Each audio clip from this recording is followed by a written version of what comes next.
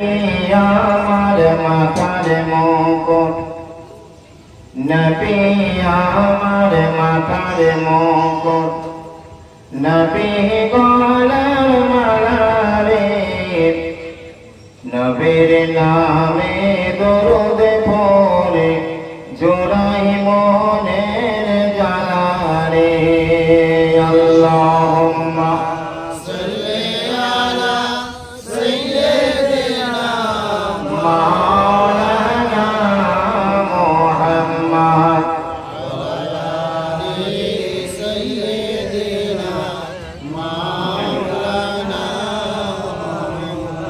আদম নবী জান্নাতের ভিতর যখন যেদিকে তাকাই আদম নবী জান্নাতের ভিতর যখন যেদিকে তাকাই শাখায় শাখায় পাতায় পাতায় মুহাম্মদ নাম দেখতে পাই আল্লাহুম্মা সাল্লি আলা সাইয়্যিদিনা মাওলানা মুহাম্মদ ওয়া আলা আলি সাইয়্যিদিনা মাওলানা মুহাম্মদ ঈসা নবী মুসা নবী বলেন ও গোরাপানা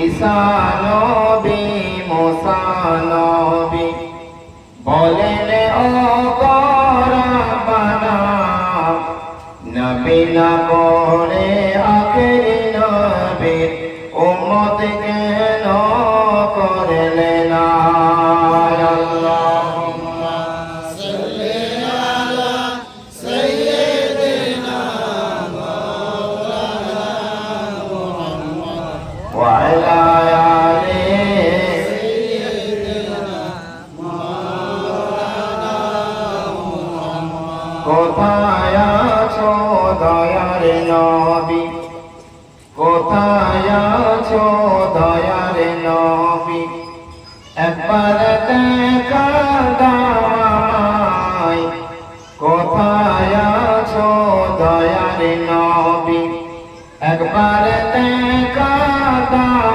আমায় দিবস জামি থাকি আমি তোমার প্রেমের যাতনায় আল্লাহুম্মা সাল্লি আলা সাইয়্যিদিনা মাওলানা মুহাম্মদ ওয়া আলা আলি সাইয়্যিদিনা মাওলানা মুহাম্মদ করিম সাজায়া জমিল সিয়াম নবিউল বারায়া শফিউল উমাম ইমামে রসুল পেশওয়ায়ে সাবিল আমিনে খোদা ওয়া মাহবতে জিবরিল বালাগাল উলা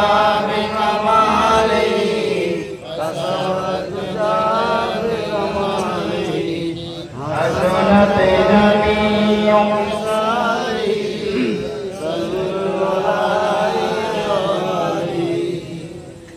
खुदाया बिहाके बनी फातिमा खुदाया बिहाके बनी फातिमा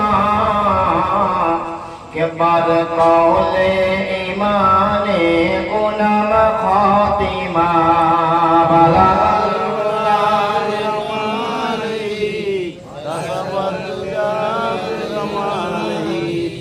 حسنت جميع خصاله صلى करीमा बख्शाए बरहाल माँ करीमा बख्शाए बरहाल माँ के हसतम असीरे कमन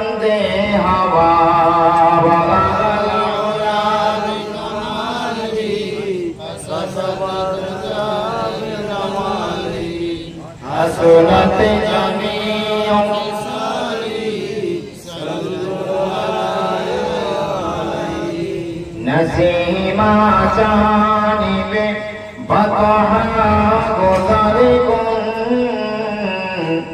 नसीमा जानिबे बतहा गुज़ारिकुम ज़ाहवालम मुहम्मद रा खबरिकुम बरअल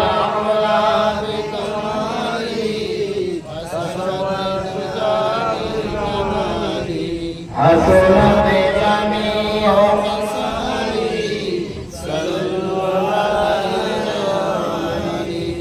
अल्हम्दुलिल्लाह नहमदुहु व नुसल्ली व नुसल्लिमु अला रसूलिहिल करीम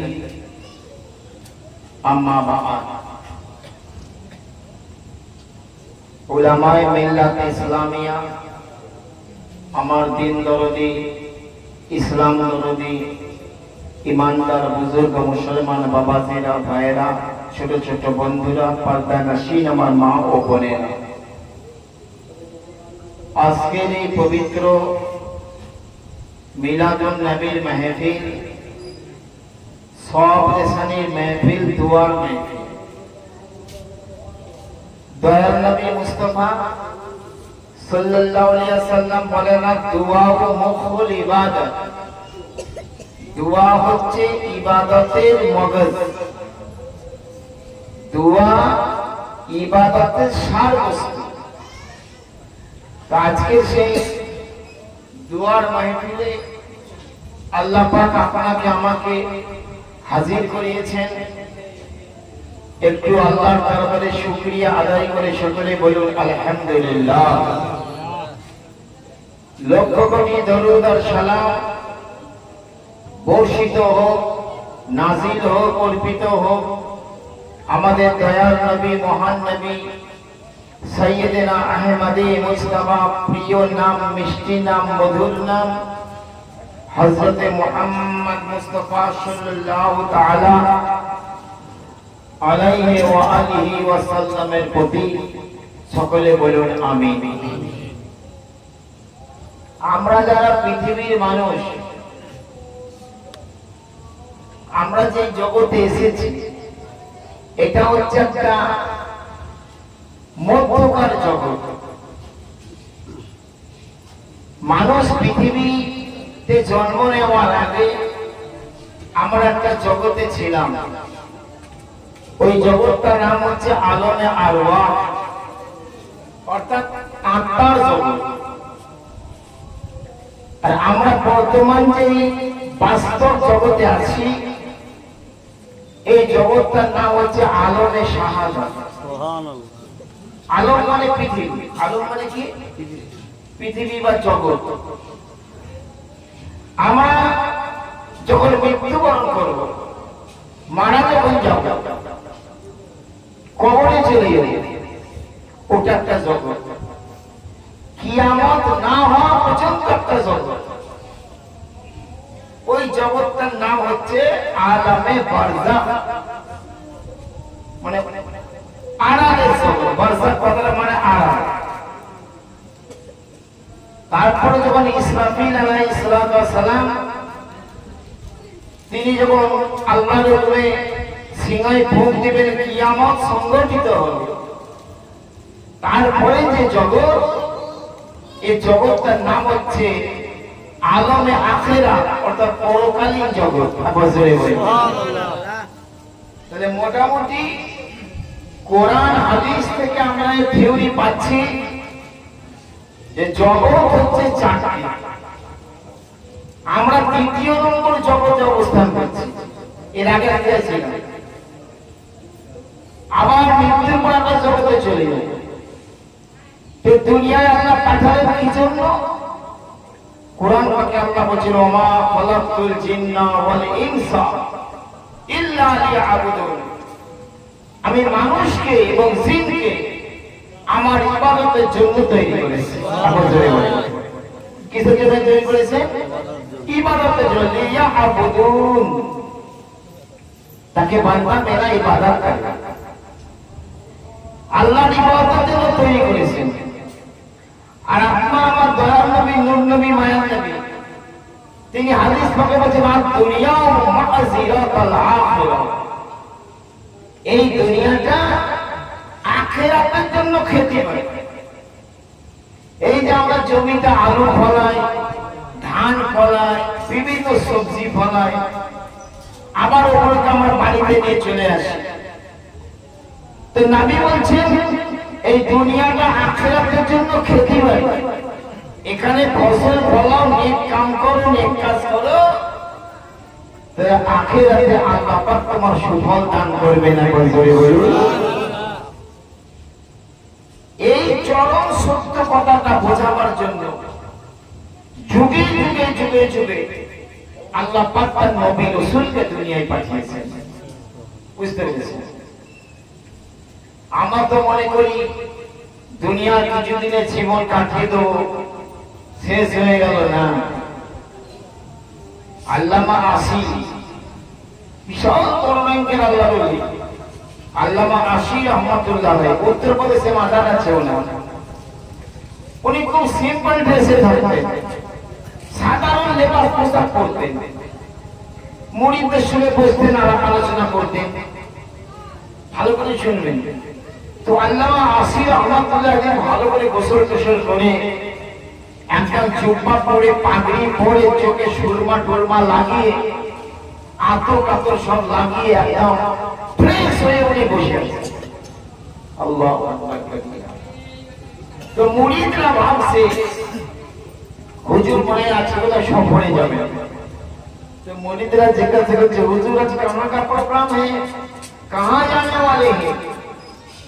हुजूर अपने कोথায় যাবেন? बच्चे मेरा महबूब से मिलने जा रहा हूँ। আমি আমার বন্ধুর সঙ্গে দেখা করতে যাব, আমি আমার প্রিয় বোনের সঙ্গে দেখা করতে যাব। তো মুরিদরা ভাবছে আমার পীর তো আল্লাহর ওলি, তো আমার পীর যখন আল্লাহর ওলি, আর বন্ধু যিনি হবে তিনিও আল্লাহর ওলি হবে। সুবহানাল্লাহ। তো তাই এরা আপনার কাছে হুজুর हम भी साथ जाएंगे, আমরাও আপনার সাথে যাব। বুঝতে পেরেছেন? আল্লামা আসি रहमतुल्लाह अलैह তার মুরিদদের বলছেন तुम लोग जा नहीं सकोगे, তোমরা যেতে পারবে না। বলে হুজুর কেন? বলে आज मेरा इंतकाल का दिन है। একবার জোরে বলা যাবে না? আজকে আমার ইন্তেকালের দিন। বলে হুজুর এই বললেন আমি আমার বন্ধুর সঙ্গে দেখা করতে যাব, এই বললেন আমি আমার প্রিয়তম ব্যক্তির সঙ্গে দেখা করতে যাব, আর আপনি বলছেন আজকে আমার ইন্তেকালের দিন। মুসলমান ভাইরা, হযরত আল্লামা আসি রাহমাতুল্লাহ আলাইহি তার মুরিদদেরকে লক্ষ্য করে বলছেন বাবারা শোনো, হাদিস শরীফের মধ্যে আল্লাহর নবী খবর দিয়েছেন যখন কোনো মানুষ মারা যাবে তাকে যখন খাটিয়া করে বয়ে নিয়ে আধার কবরের ভিতর যখন শুইয়ে দেওয়া হবে, আল্লাহর তরফ থেকে দুটি ফেরেশতা ওই কবরের ভিতরে আসবে। এই একজন ফেরেশতার নাম হচ্ছে মুনকির, আর একজন ফেরেশতার নাম হচ্ছে নাকির। এই মুনকির নাকির দুই ফেরেশতা কবরের মধ্যে এসে ওই মৃত ব্যক্তিকে উঠিয়ে বসাবে আর তিনটে প্রশ্ন তাকে করবে। প্রথম প্রশ্ন হবে মার রাব্বুকা, তোমার রবকে, একবার জোরে বলেন। দ্বিতীয় প্রশ্ন করা হবে মা দীনুকা, তোমার দ্বীন কি? আর তৃতীয় প্রশ্ন করার সময় দয়ার নবী নূর নবী রাসূলুল্লাহর নূরানি সুরত ওই মৃত ব্যক্তিকে দেখানো হবে। সুবহানাল্লাহ। নবীর নূরানি সুরত ওই মৃত ব্যক্তিকে দেখানোর পর প্রশ্ন করা হবে মা কুনতা তাকুলু বিশানে হাযা রাজুল, ওই মৃত ব্যক্তি এই মহামানব সম্পর্কে দুনিয়ার বুকে তুমি কি বলা কওয়া করেছিলে সেটা বলো। সুবহানাল্লাহ। তাই আল্লামা আসি তার মুরিদদের বলছেন আমি চিরদিন নবী নবী বলেছি, নবীর দর্শন পেলাম না। আমি চিরদিন রাসূল রাসূল করেছি, রাসূলের দর্শন পেলাম না। কিন্তু আমি যখন কবরে চলে যাব আমার নূর নবী দয়াল নবী মায়ার নবীর নূরানি চেহারাটা তোমাকে দেখানো হবে। এই জন্য আমি বলেছি আজকে আমি আমার বন্ধুদের সঙ্গে দেখা করতে যাব।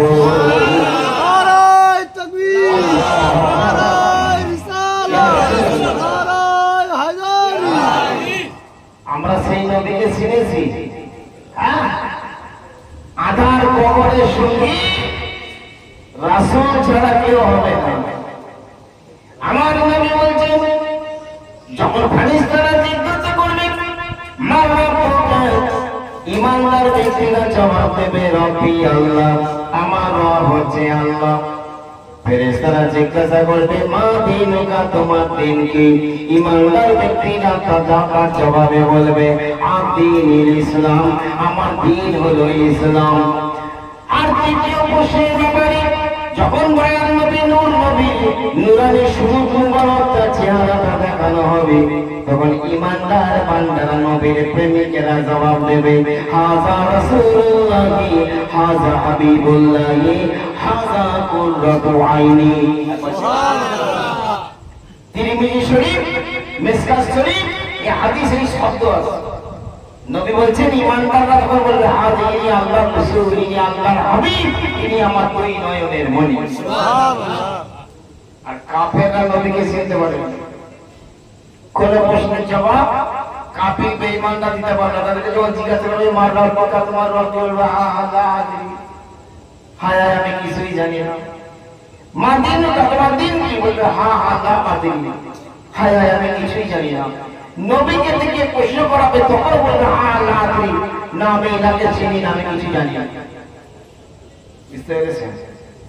মানুষ যখন মারা যায়, মানুষ যখন মারা যায়, রূহ যখন বেরিয়ে চলে যায়, জান যখন কবজ হয়ে যায়, ওই মৃত ব্যক্তিটা বুখারী শরীফ হাদিসে আছে, লাশটা পড়ে আছে, আত্মীয় স্বজনরা কান্নাকাটি করছে, ও সব শুনতে পায়। সুবহানাল্লাহ। কে কি বলছে শুনতে পায়।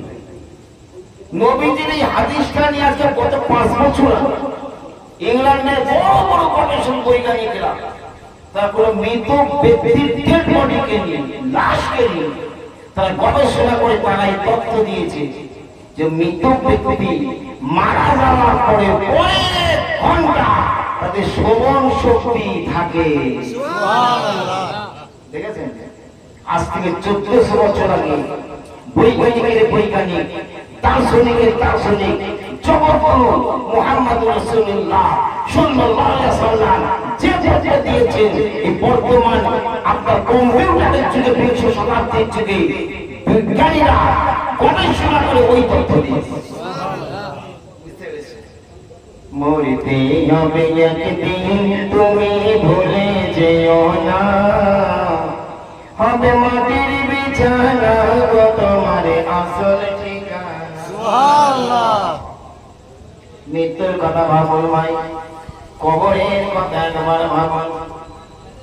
আল্লাহ নবী বলছেন ইযা মাতাল ইনসানু, এটা বুখারী শরীফের হাদিস। বাবা আমার রাসূল বলছেন ইযা মাতাল ইনসানু, যখন মানুষ মারা যায়, ওয়া ইযা ওয়াদাআতিল জানাযাতু, আর যখন তার জানাজা উঠানো হয় খাটিয়া করে, ওয়া হামালাল ইনসান, মানুষরা যখন তার জানাজাটা কাঁধে করে বয়ে নিয়ে যায়, ওয়া হামালাল ইনসান, মানুষ যখন তার ওই মৃত ব্যক্তির জানাজাটা উঠিয়ে নিয়ে যায়, বয়ে নিয়ে যায় কবরস্থানের দিকে। আল্লাহ নবী আল্লাহর কসম করে বলছেন এই আমার সাহাবারা, আমি আল্লাহর কসম করে বলছি শোনো গো, যখন মৃত ব্যক্তিকে তার আত্মীয় স্বজনেরা কাঁধে করে বয়ে যখন কবরের দিকে নিয়ে যায়, নবী বলছেন ওয়াইন কানা সালিহাতুন ক্বালা কদ্দিমুনি কদ্দিমুনি। সুবহানাল্লাহ। কি সুন্দর হাদিস। নবী বলছেন ওয়াইন কানা সালিহাতুন, যদি মৃত ব্যক্তিটা যদি নেক নেককার হয়, ভালো লোক হয়, আল্লাহর প্রেমিক হয়, নবীজির আশিক হয়, যদি আল্লাহওয়ালা মানুষ হয়, তখন সে চিৎকার করে বলতে থাকে, কদ্দিমুনি কদ্দিমুনি, তোমরা তাড়াতাড়ি করে আমাকে আমার আরামের ঘরে পৌঁছে দাও। তাহলে কি বুঝতে পেরেছেন? নেক লোকেদের মৃত্যু হলে চিৎকার করে বলে। আবার নবী কথাটা বলার সময় আল্লাহর কসম আছে, নবী কথা বললেই তো কনফার্ম। সুবহানাল্লাহ। নবীর কসম করার দরকার পড়ে না, নবীর কসম যাওয়ার দরকার পড়ে। কিন্তু মুহাদ্দিসিনরা বলছে যে এই কথাটার গুরুত্ব এত বেশি, এর গুরুত্বটা বোঝাবার জন্য আল্লাহ নবী কসম করেছেন। নবী বলছেন আমি আল্লাহর কসম করে বলছি। ওই মৃত ব্যক্তি তখন চিৎকার করে বলে, কদ্দিমুনি কদ্দিমুনি, তোমরা তাড়াতাড়ি আমাকে আরামের ঘরে পৌঁছে দাও। সুবহানাল্লাহ। কেন না, নেক লোকেদের কবর হচ্ছে জান্নাতের একটা অংশ। একবার জোরে বলে। নবী বলছেন আল কবরু রাউযাতুম মিন রিয়াজিল জান্নাতি আও হুফরাতুম মিনান নিরান। নবী বলছেন কবর হচ্ছে জান্নাতের একটা টুকরো কিংবা দোজখের একটা কুঠুরি। যে যেমন কর্ম করবে তার জন্য কবর তেমন। বুঝতে পেরেছেন? আল্লাহ নবী বলেন, ওয়া ইন কানাত গায়রা সালিহাতিন ক্বালাত ইয়া ওয়াইলানা আইনা তাযহাবুন। ওদিকে তো নেক লোকেরা কি বলে, ওকে তাড়াতাড়ি আরামের ঘরে পৌঁছে দাও। তারপর নবী কি বলছেন, ওয়া ইন কানাত গায়রা সালিহাতিন, যদি ওই মৃত ব্যক্তিটা পাপী লোক হয়, বদকার লোক হয়, বাজে লোক হয়, আল্লাহ ভোলা নবী ভোলা লোক যদি হয়, বেঈমান কাফের লোক যদি হয়, মুশরিক যদি হয়, তখন সে চিৎকার করে বলে, ইয়া ওয়াইলানা আইনা তাযহাবুন, হায় হায় কি আফসোস কি আফসোস, কেন তোমরা আমাকে কষ্টের জায়গায় রাখতে চলেছো। নেককার লোকেরা কি বলে, আমাকে আরামে করে পৌঁছে দাও। আর পাপী লোকেরা কি বলে, কেন আমাকে কষ্টে করে রাখতে চলে, বেশ তো এয়ার কন্ডিশন ঘরে ছিল, বেশ তোমার মাথা করে পাকা চলছিল, আমি আরাম কেদারায় ছিলাম, আমি খাট পালনকে ছিলাম। হ্যাঁ, তাহলে এই আধার কবর জান্নাতের টুকরো হবে কাদের জন্য? যারা মুমিন মুসলমান। একবার জোরে বলেন। মুনাফিক মুসলমান হবে না, এজিদি মুসলমান হলে চলবে না, হুসেনি মুসলমান হতে হবে। বুঝতে পেরেছেন? এজিদি মুসলমান হলে চলবে না, হুসেনি মুসলমান হতে হবে। মুনাফিক মুসলমান হলে চলবে না, ঈমানদার মুমিন মুসলমান হতে হবে।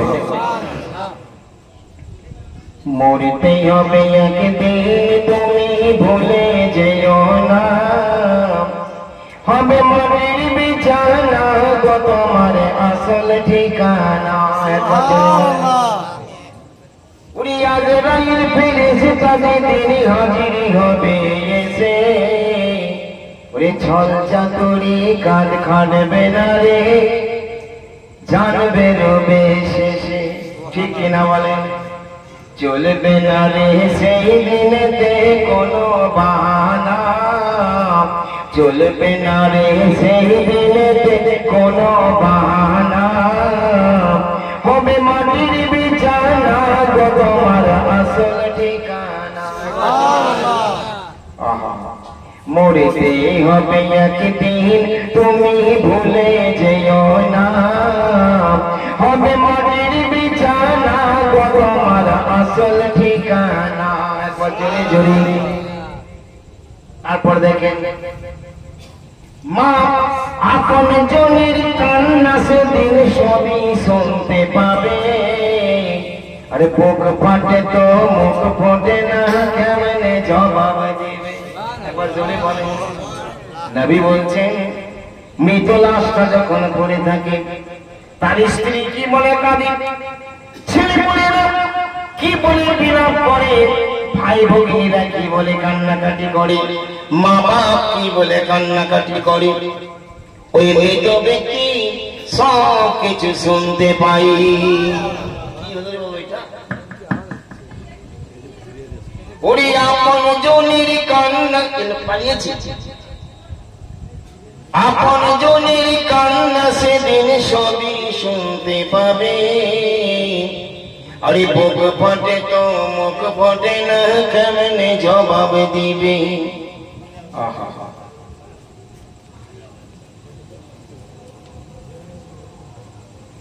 দুসরি পড়েন আল্লাহুম্মা সাল্লি আলা সাইয়্যিদিনা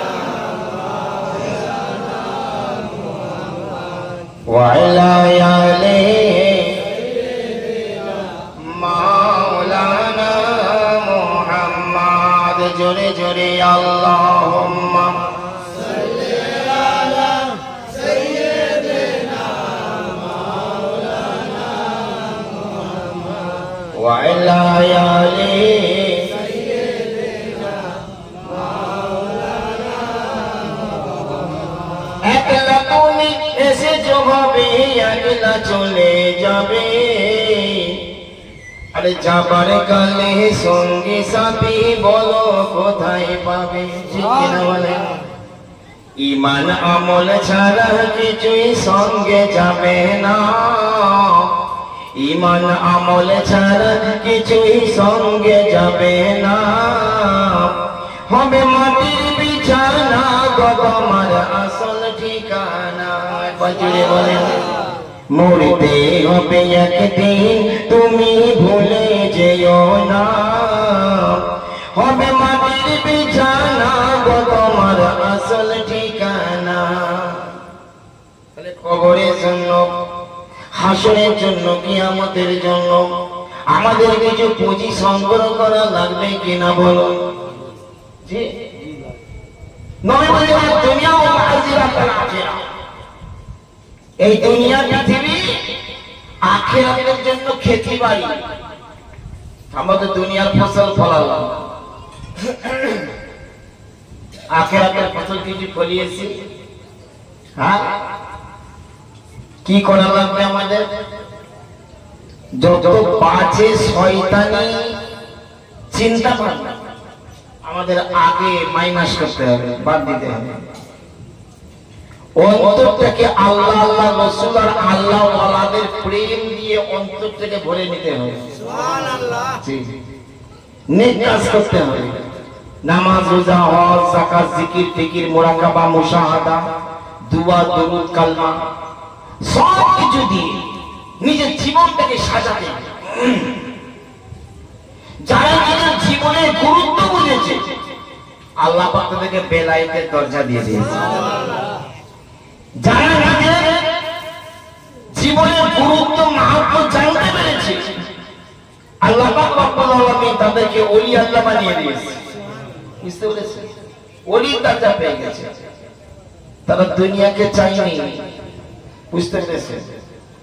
হযরতে আবু হাসিম মক্কি তাসকিরাতুল আউলিয়া বলে একটা কিতাব আছে, বিখ্যাত তাসাউফের কিতাব। হযরতে আবু হাসিম মক্কি বিশাল একটি ওলি ছিলেন। তিনি ছোটবেলায় এত বড় আল্লাহর প্রেমিক ছিলেন, সময় খাওয়া দাওয়া করতেন না, আল্লাহ জিকির নিয়ে পাগল, আল্লাহ নাম জপ নিয়ে পাগল, আল্লাহ জিকির আজকার নিয়ে পাগল। তো লোকেরা জিজ্ঞাসা করতো, কি তুমি টাইমে খাও না, টাইমে গোসল করো না, কারো কথা কর্ণপাত করে না। বুড়ি মা একদিন গিয়ে বলছে, বেটা তুমি নিজের শরীরটার প্রতি দয়া করো, নিজের দেহটার প্রতি দয়া করো। বলছে, মা আমি দেহটার উপরেই তো দয়া করছি। বলছে কি তুমি খাচ্ছ না, দাচ্ছ না ভালো করে, এই রাত্রি জাগরণ করছো, আল্লাহ জিকিরে দিন রাত পাগল। বলছে, মা আমি যদি আল্লাহ জিকিরকে ভুলে থাকি, আল্লাহ নাম জপনা না করি, আল্লাহর আদেশ পালন না করি, তাহলে আমার এই দেহটাকে আল্লাহ জাহান্নামে দেবে। আর যদি আমি আল্লাহর জিকির করে আল্লাহকে রাজি করে বলি, তাহলে আল্লাহ পাক জাহান্নাম থেকে আমার এই দেহটাকে বাঁচিয়ে দেবে।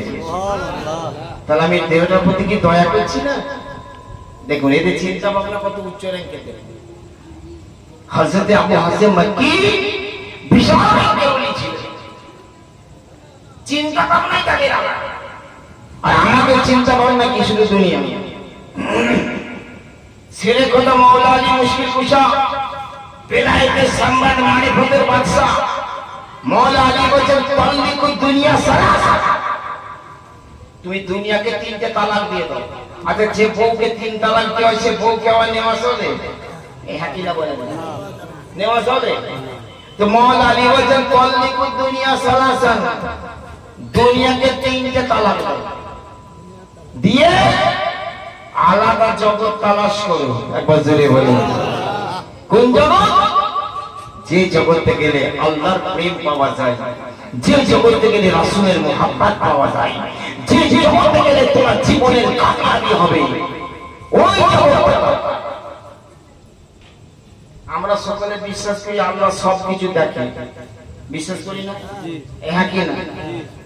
কিন্তু এই বিশ্বাসটা আমাদের ঈমান, ঈমানের উপরে হচ্ছে ইয়াকিন, ইয়াকিন হয়েছে আমাদের। আচ্ছা বলুন তো, যদি কোনো মানুষ পূর্ণ ইয়াকিনের সঙ্গে বিশ্বাস করে যে আমার সমস্ত কাজকর্ম আল্লাহ পাক দেখছেন, তাহলে সে কোনো গুনার কাজ করবে? এই বলুন সত্যি করে, কোন পাপের কাজ, অন্যায় কাজ সে করবে? করার আগে তার মনে হবে না যে আমার এই কাজ আল্লাহ দেখছেন? কোরআন বলছে আলাম ইয়ালাম বিআন্নাল্লাহ ইয়ারা, বান্দা কি মনে করে যে আমি বান্দার কাজ দেখি না?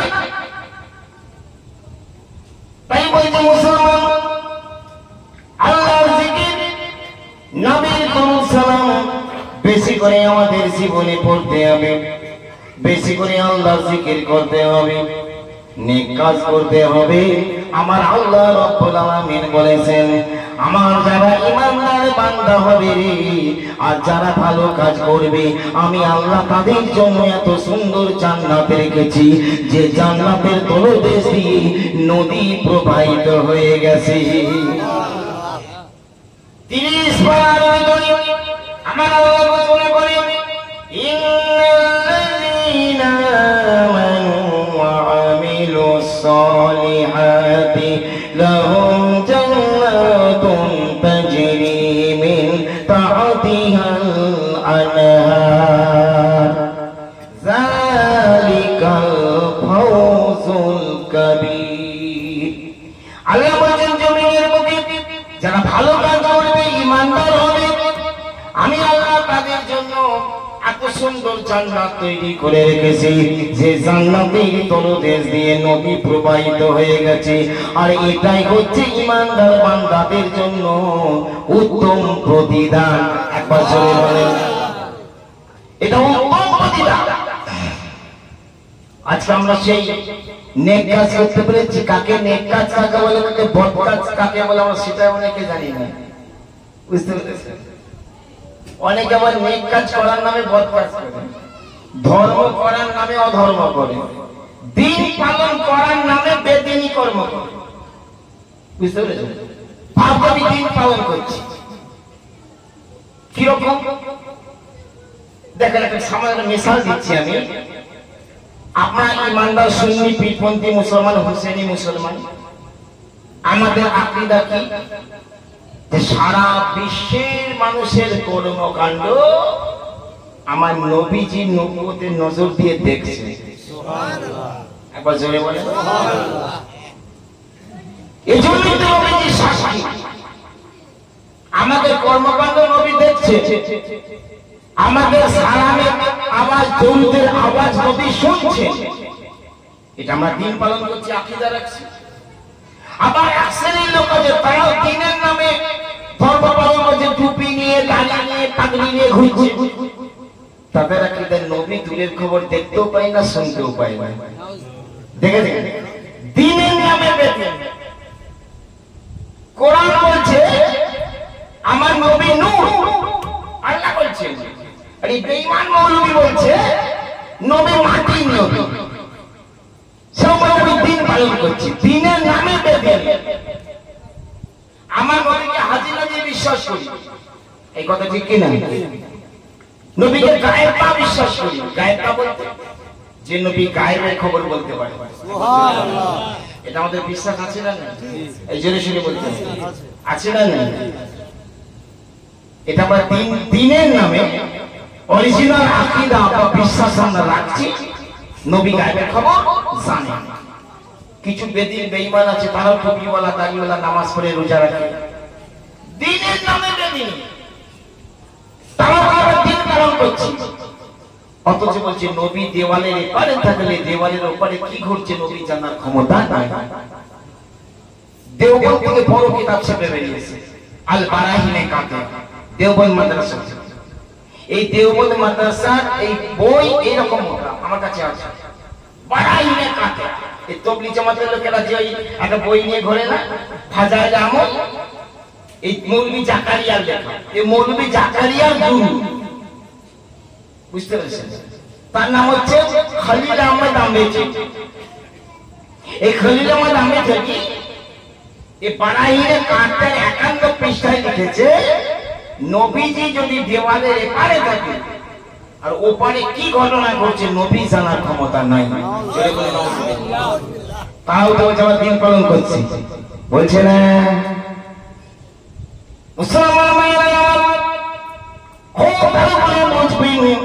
দিনের নামে যেন বেদিনী প্রচার করবেন না, দিনের নামে বেদিনী আকীদা রাখবেন না। আমার নবীজিকে, দয়াল নবীকে আমার আল্লাহ যে পাওয়ার দান করেছেন, নবীজিকে যে ক্ষমতা দান করেছেন, এগুলো বিশ্বাস করার নাম ঈমান। নবী যাদেরকে ভালোবেসেছেন তাদেরকে ভালোবাসার নাম ঈমান। আর নবী যাদের সম্বন্ধে হুঁশিয়ার করে দিয়েছেন তাদের থেকে দূরে থাকার নাম ঈমান। একবার জোরে জোরে বলুন। ভাইরা আমার, নবীজিকে আল্লাহ কত বড় পাওয়ারফুল বানিয়েছেন, নবীজিকে আমার আল্লাহ কত বড় মুখতারে কুল বানিয়েছেন। নবীর অধিকারী আমার আল্লাহ জান্নাতের চাবিগুলো অর্পণ করে দিয়েছেন। নবী যাকে ইচ্ছা জান্নাতে ঢোকাবেন, নবী যাকে ইচ্ছা জান্নাত থেকে পার করে দেবেন। সুবহানাল্লাহ। আবার জোরে বলুন সুবহানাল্লাহ। নবী জান্নাতের চাবিকাঠি নবীর হাতে। এই কথা ঠিক কিনা বলেন? নবী বলেন কদরুতি মাফাতিহু খাযাইনুল্লাহ, জমিনের কোন ভান্ডারের চাবিকাঠি আল্লাহ আমার হাতে দিয়ে দিয়েছেন। সুবহানাল্লাহ। নবী এই নবীকে বাদ দিয়ে আল্লাহকে পাওয়ার চিন্তা করেন।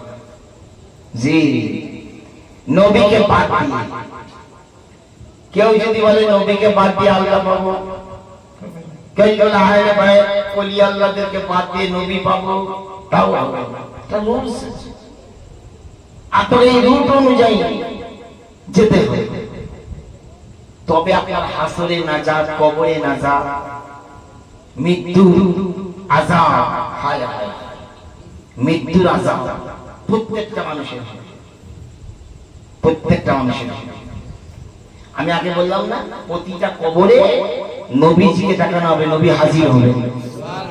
আচ্ছা বলেন তো 24 পরগনায় আগামীকাল বেলা 11টার সময় মনে করুন 500টা কবর হচ্ছে, উত্তর 24 পরগনা, দক্ষিণ 24 পরগনা মিলিয়ে আমার হুগলি জেলায় 200টা হচ্ছে। সারা পৃথিবীতে একই টাইমে লক্ষ কবর হচ্ছে মনে করেন। এই লক্ষ লক্ষ কবরে একই টাইমে আমার নবী হাজির হবেন কি হবেন? তাহলে নবী হাজির নাজির কি না? এরা বলছে নবীকে হাজির নাজির জানলে সেরে, বুঝতে পেরেছেন? ওহাবি মোল্লা মানুষকে বোঝাচ্ছে নবীকে হাজির নাজির জানলে সেরে। শুধু নবী কেন, আপনার ওই মনকের নাকি যারা কবরে সওয়াল করবে, প্রশ্ন করবে, একই টাইমে এক লক্ষ কবর হচ্ছে পৃথিবীতে। একই টাইমে গোটা পৃথিবীতে 3 লক্ষ কবর হচ্ছে একই টাইমে। একই টাইমে মনকে নাকি 3 লক্ষ কবরে হাজির হবে কি হবে না আপনারা বলেন? তাহলে এই মনকে নাকি কোনোদিন পয়দা হতো না যদি আমার দিনের নবী মুস্তাফা তৈরি না হতো। সুবহানাল্লাহ। নবী নূরে কারা, ফেরেশতা পয়দা, তো সেই ফেরেশতার যদি এত পাওয়ার হয় তো নবী মুস্তাফার পাওয়ার। সুবহানাল্লাহ। বুঝতে পেরেছেন? এটা আমাদের আকীদা রাখতে হবে। নবী আউয়ালে নূর, নবী আউয়ালে নূর। আউয়াল মানে কি? আদি, সবার নামি বলছেন মা কুল্লুহু নূরি, নবী বলছেন সব চাইতে প্রথমে আমার আল্লাহ আমার নূরকে তৈরি করেছেন। জোরে বলেন সেই নূরকে আল্লাহ রাখিলেন কোথায় বলো? আমি আগে জায়গায় প্রশ্ন করলাম, আগে উত্তর দিল হুজুর বেহেশতে। আমার বেহেশতে তখন ছিল পাগল কথা। নবী বলেন সবচেয়ে পহলে জমিন ছিল না, আসমান ছিল না, জান্নাত ছিল না, জাহান্নাম ছিল না, পাহাড় পর্বত ছিল না, আপনার লৌহ কলম ছিল না, আরশ কুরসি কিছুই ছিল না, পৃথিবীর কোন সৃষ্ট বস্তু ছিল না। আমার আল্লাহ বলছেন আমি আমার বন্ধুর নূরকে সবার আগে বানিয়েছি। বলো সেই নূরকে রাখলেন কোথায়? এর হাকিকতটা জানার নাম जहां मुर्शिद वही खुदा है, जहां मुर्शिद वही खुदा है, और जहां नबी वही खुदा। যেখানে নবী সেখানে আল্লাহকে পাবে, যেখানে মুর্শিদ আছে সেখানে নবীকে পাবে। আমরা এখানের মর্ম বুঝি না, না বুঝে ওদের পলট করে ফেলেছি, বুঝতে পেরেছেন? কোথায় রাখলেন আল্লাহ নূরকে? আমি লিস্ট তৈরি করলাম, এই যে খাতা, আমার গজলের খাতা, এনে করে রাখা। কোন একটা জিনিস বাইরে করে রাখতে হবে, রাখার না জায়গা রাখতে হবে। হ্যাঁ, এই জন্য আমার হযরত আজিমুল বরকত ইমাম আহমদ রাজা তার কালামের মধ্যে লিখেছেন वही ला मका के मकी हुई सारे अर्श तकते नसी हुई। আমার নবী লা মাকান, লা মাকান মানে কি কোনো জায়গা নয়, স্থানের মধ্যে। সুবহানাল্লাহ। লা মাকা के मकी हुई सारे अर्श तकते नसी हुई। वो नबी है जिसका है ये मकान, वो खुदा है जिसका मकान नहीं। নবী আলমে লামাকানে পৌঁছেছে, কিছুই ছিল না, সেই নূরকে আল্লাহ রাখলেন। রাসূলে সুবহান ঈমানার কোরআনে সঙ্গে লয়ে রে আবাজে। আহা, রাসূলে সুবহান ঈমানার কোরআনে সঙ্গে লয়ে রে ও তারিতে उतारे एलेन नबी पापी गने रे रसूले सुबहान ईमानार कोरआने संगे लये रे। একবার জোরে এবার শুনুন, এগিয়ে এগিয়ে আসেন না, বলতে এগিয়ে আসেন, পিছনে লোক বুঝতে পারছে না, আগে আগে আসেন। দেখুন আওয়ালেতে নবীজির নূর সৃষ্টি যে হলো, সৃষ্টি যে হলো, কোনখানেতে আল্লাহ তাআলা সেই নূর রাখিল, সেই নূর রাখিল। পরে মানবের রূপে, মানবের রূপে সেই নূর এলো আমিনার কোলে। রাসূলে সুবহান ঈমানার কোরআনে সঙ্গে লয়ে রে। একবার জোরে নবী রাখলা কেমন ছিলেন দেখো, মিষ্টি মুখে কইতেন কথা নবী মুস্তাফা, আমার নবী মুস্তাফা। দুঃখের দুঃখ খুঁজে যেত, শুনলে সে কথা, ওরে শুনলে সে কথা। মিষ্টি মুখে কইতেন কথা নবী মুস্তাফা, আমার নবী মুস্তাফা। দুঃখের দুঃখ বুঝে যেত, শুনলে সে কথা, ওরে শুনলে সে কথা।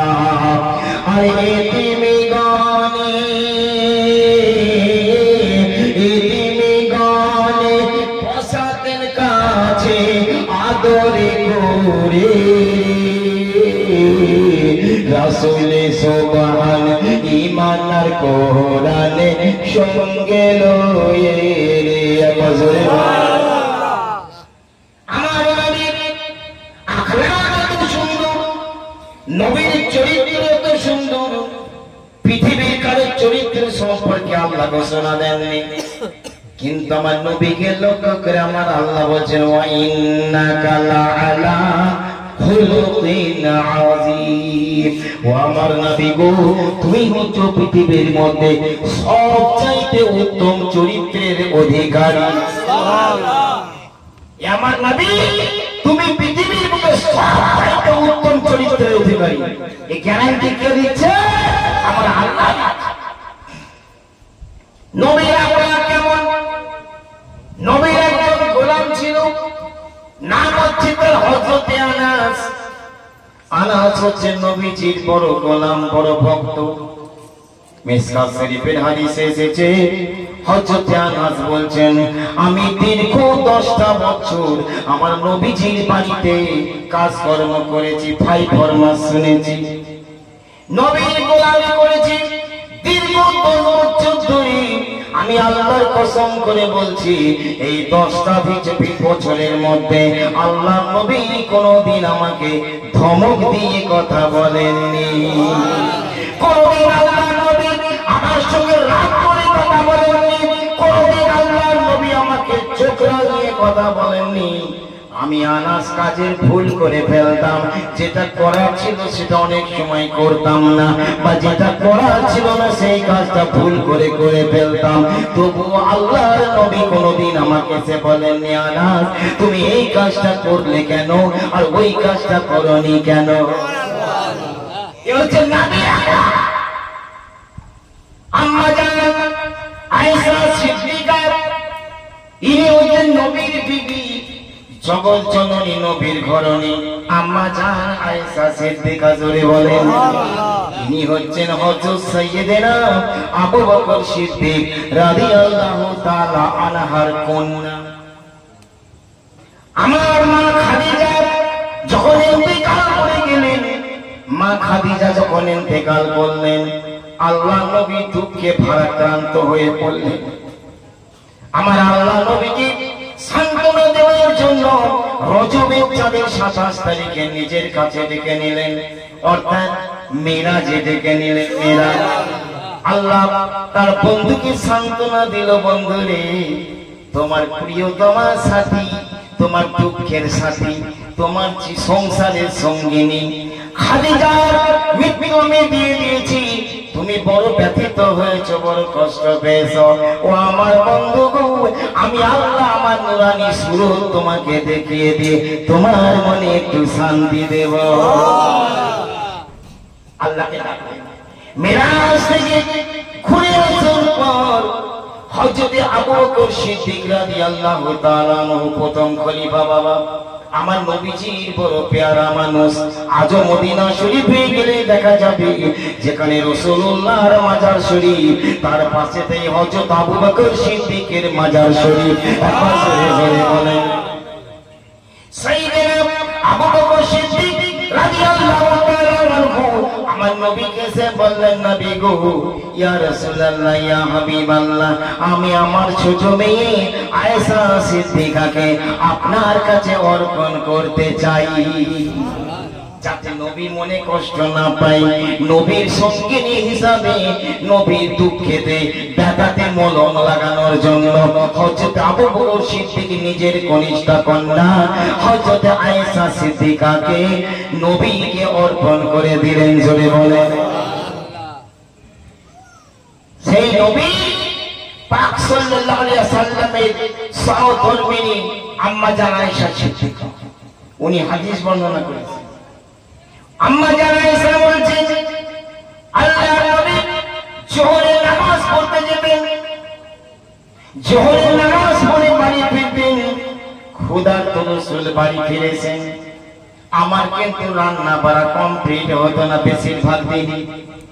কোনদিন আল্লাহর নবী দয়ার নবী ক্ষুধার্ত অবস্থায় আমাকে চার্জ করেননি, কোনদিন বলেননি আয়েশা এখনো তোমার রান্না বাড়া কমপ্লিট হলো না, কি ব্যাপার? আল্লাহর নবী আমাকে চোখ ভাঙে কথা না বলে, ধমক না দিয়ে, হুমকি না দিয়ে, ক্ষুধার্ত নবী ক্ষুধার্ত আল্লাহ রাসূল রান্না চালাই আমার পাশে বসে বসে আমার রান্নার কাজে সাহায্য করে দিতেন। একবার জোরে জোরে বলেন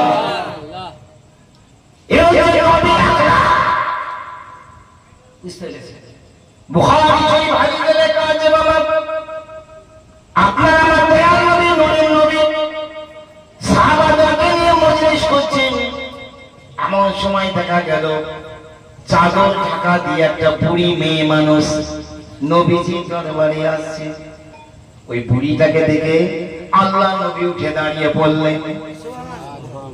কি ও নবী দাঁড়িয়ে পড়লে সাহাবারা বসে থাকবে? হ্যাঁ, সবাই নবী চাদর মোবারক ছিল, নবীজি নিজে চাদরটা বার করে ওই বুড়ির জন্য পেতে দিলেন। মা তুমি এই চাদরের উপরে বসো। সেই বুড়িটার জন্য নবী চাদর পেতে দিলেন। বুঝতে পেরেছেন? বুড়ি কি করলো? নবীর চাদরখানা আদরের সঙ্গে গুটিয়ে চুমু খেয়ে নবীর কোলে দিয়ে দিলেন। বলে নবী গো, আপনার পবিত্র চাদরে পৃথিবীর কোন মানুষ বসতে পারে নাকি?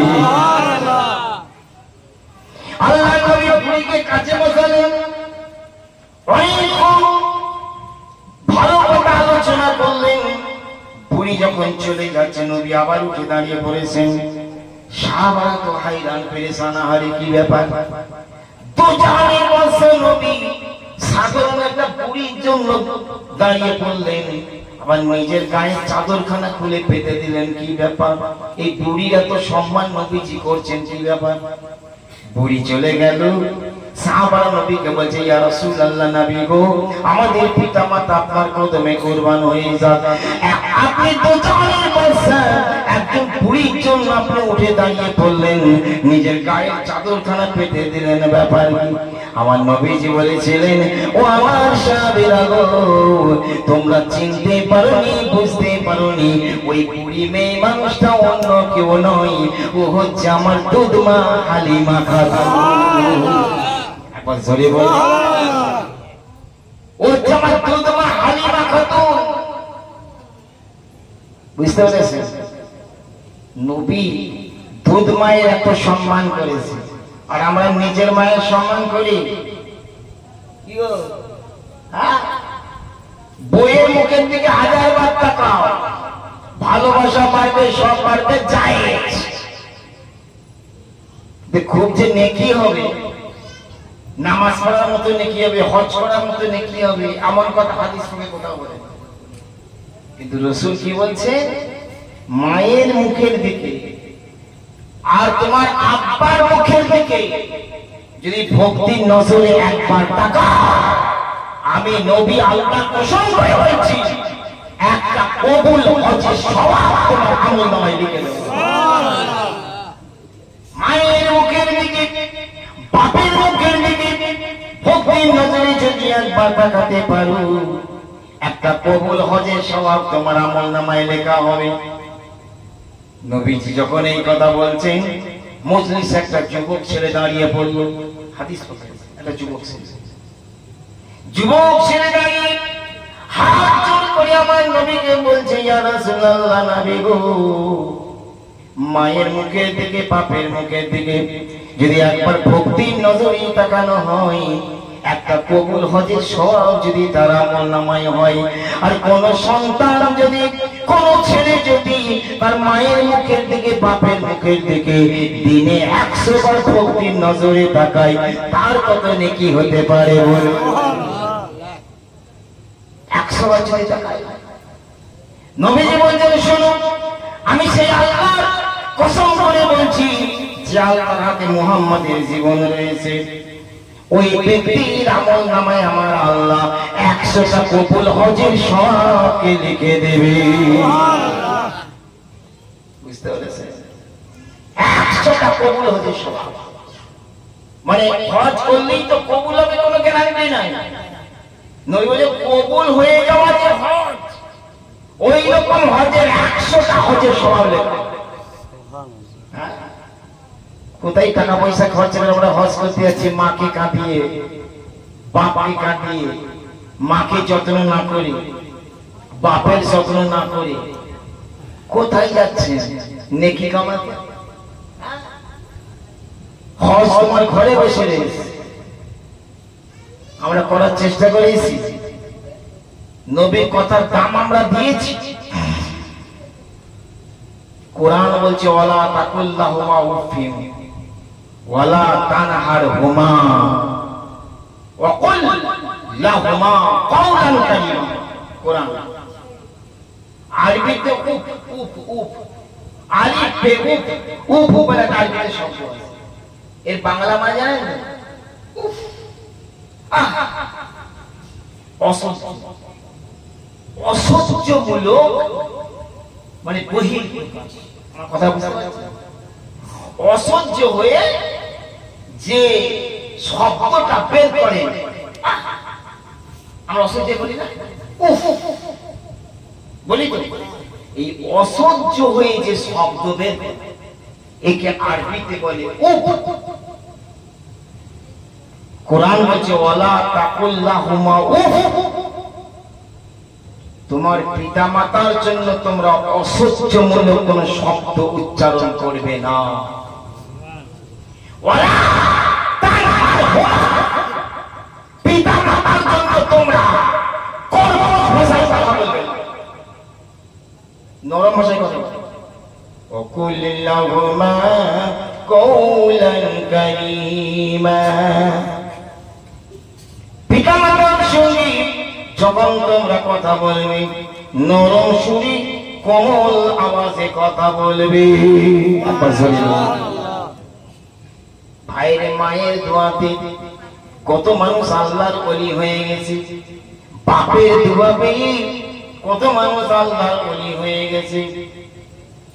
হযরত বাইজিদ মুস্তামি রাহমাতুল্লাহ তাআলা আলাইহি বাচ্চা মানুষ, ছোট মানুষ, মাদ্রাসায় পড়াশোনা করে, ছোট ছিল, মায়ের অসুখ করেছে, মায়ের শরীর খুব খারাপ, মায়ের মাথার উপরে বসে বসে মোমবাতির আলো জ্বালিয়ে মাদ্রাসার কিতাব পড়ছে, মাঝে মাঝে মায়ের সেবা শুশ্রূষা করছে।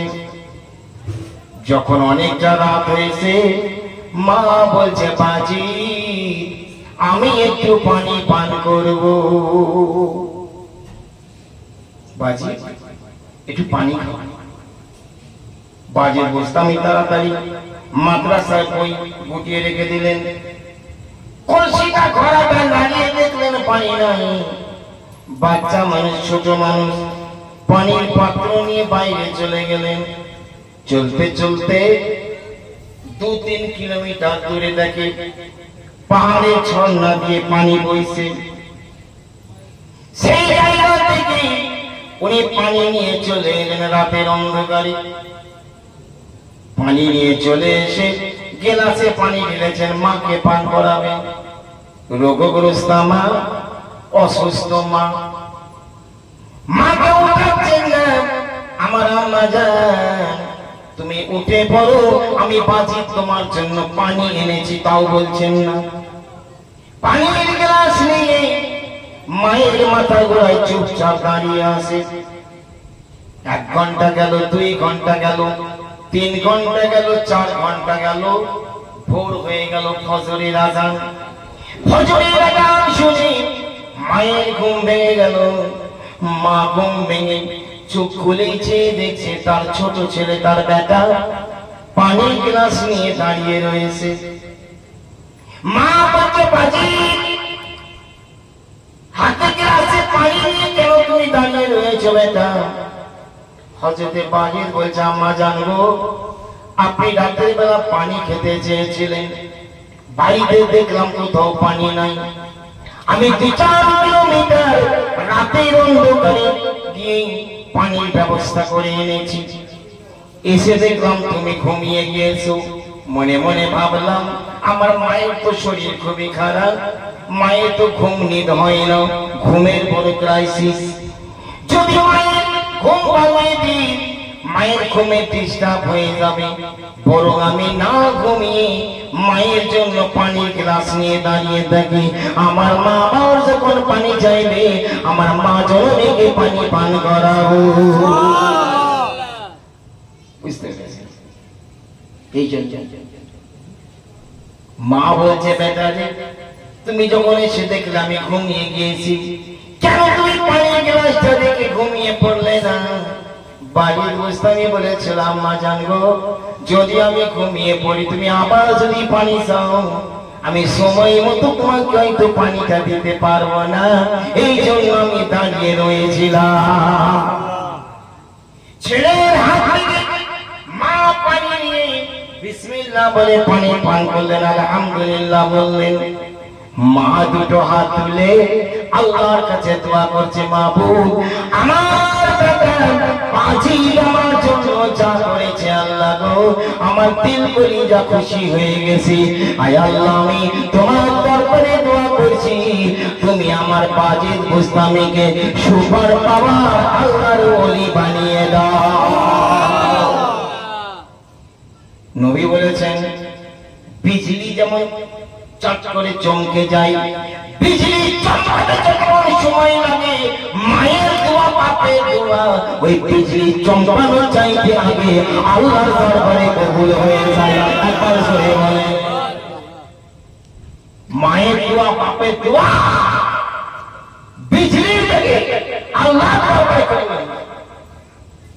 বাজিদ মুসলিমের মা আল্লাহর কাছে দোয়া করলেন, আয় আল্লাহ রাব্বুল আলামিন গো আমার বাজিদ গোস্বামী আমার জন্য যেমন পানির গ্লাস নিয়ে দাঁড়িয়েছিল, আমার বেটাকে তুমি এত বড় ওলি বানিয়ে দিও।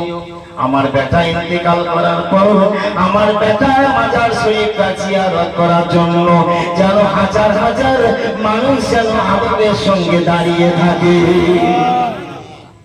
আজও দেখেন মায়ের দোয়া কবুল হয়ে গেল।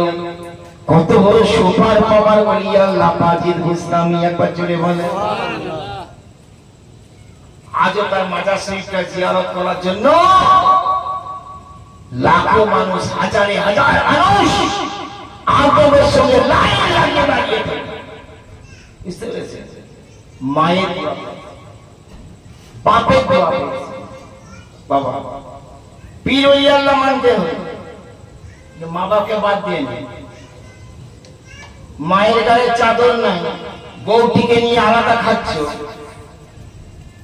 মায়ের শাড়ি নাই, বাপের ঠিক মতো পোশাক আশাক নাই, আর তুমি খাজার মাজারে যে চাদর চালাচ্ছ কবুল হবে না,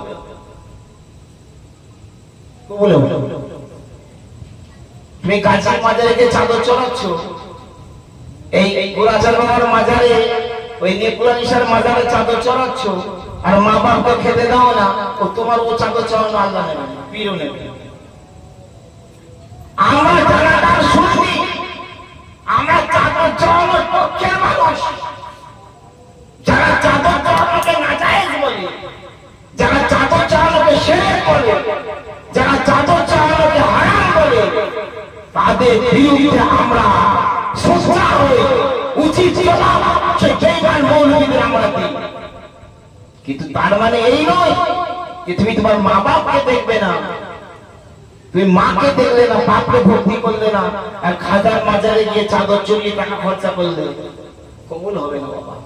হ্যাঁ চাদর চড়াবে, মাকেও দেখবে, বাপকেও দেখবে, খাজার মাজারে সুবহানাল্লাহ, মাকেও দেখো, বাপকেও দেখো, পীরের দরবারেও দেখা, মাকে দেখো, বাপকে দেখো, ওই কাজী মাজারে চাদর, তাও সুদাসার মাজারে চাদর।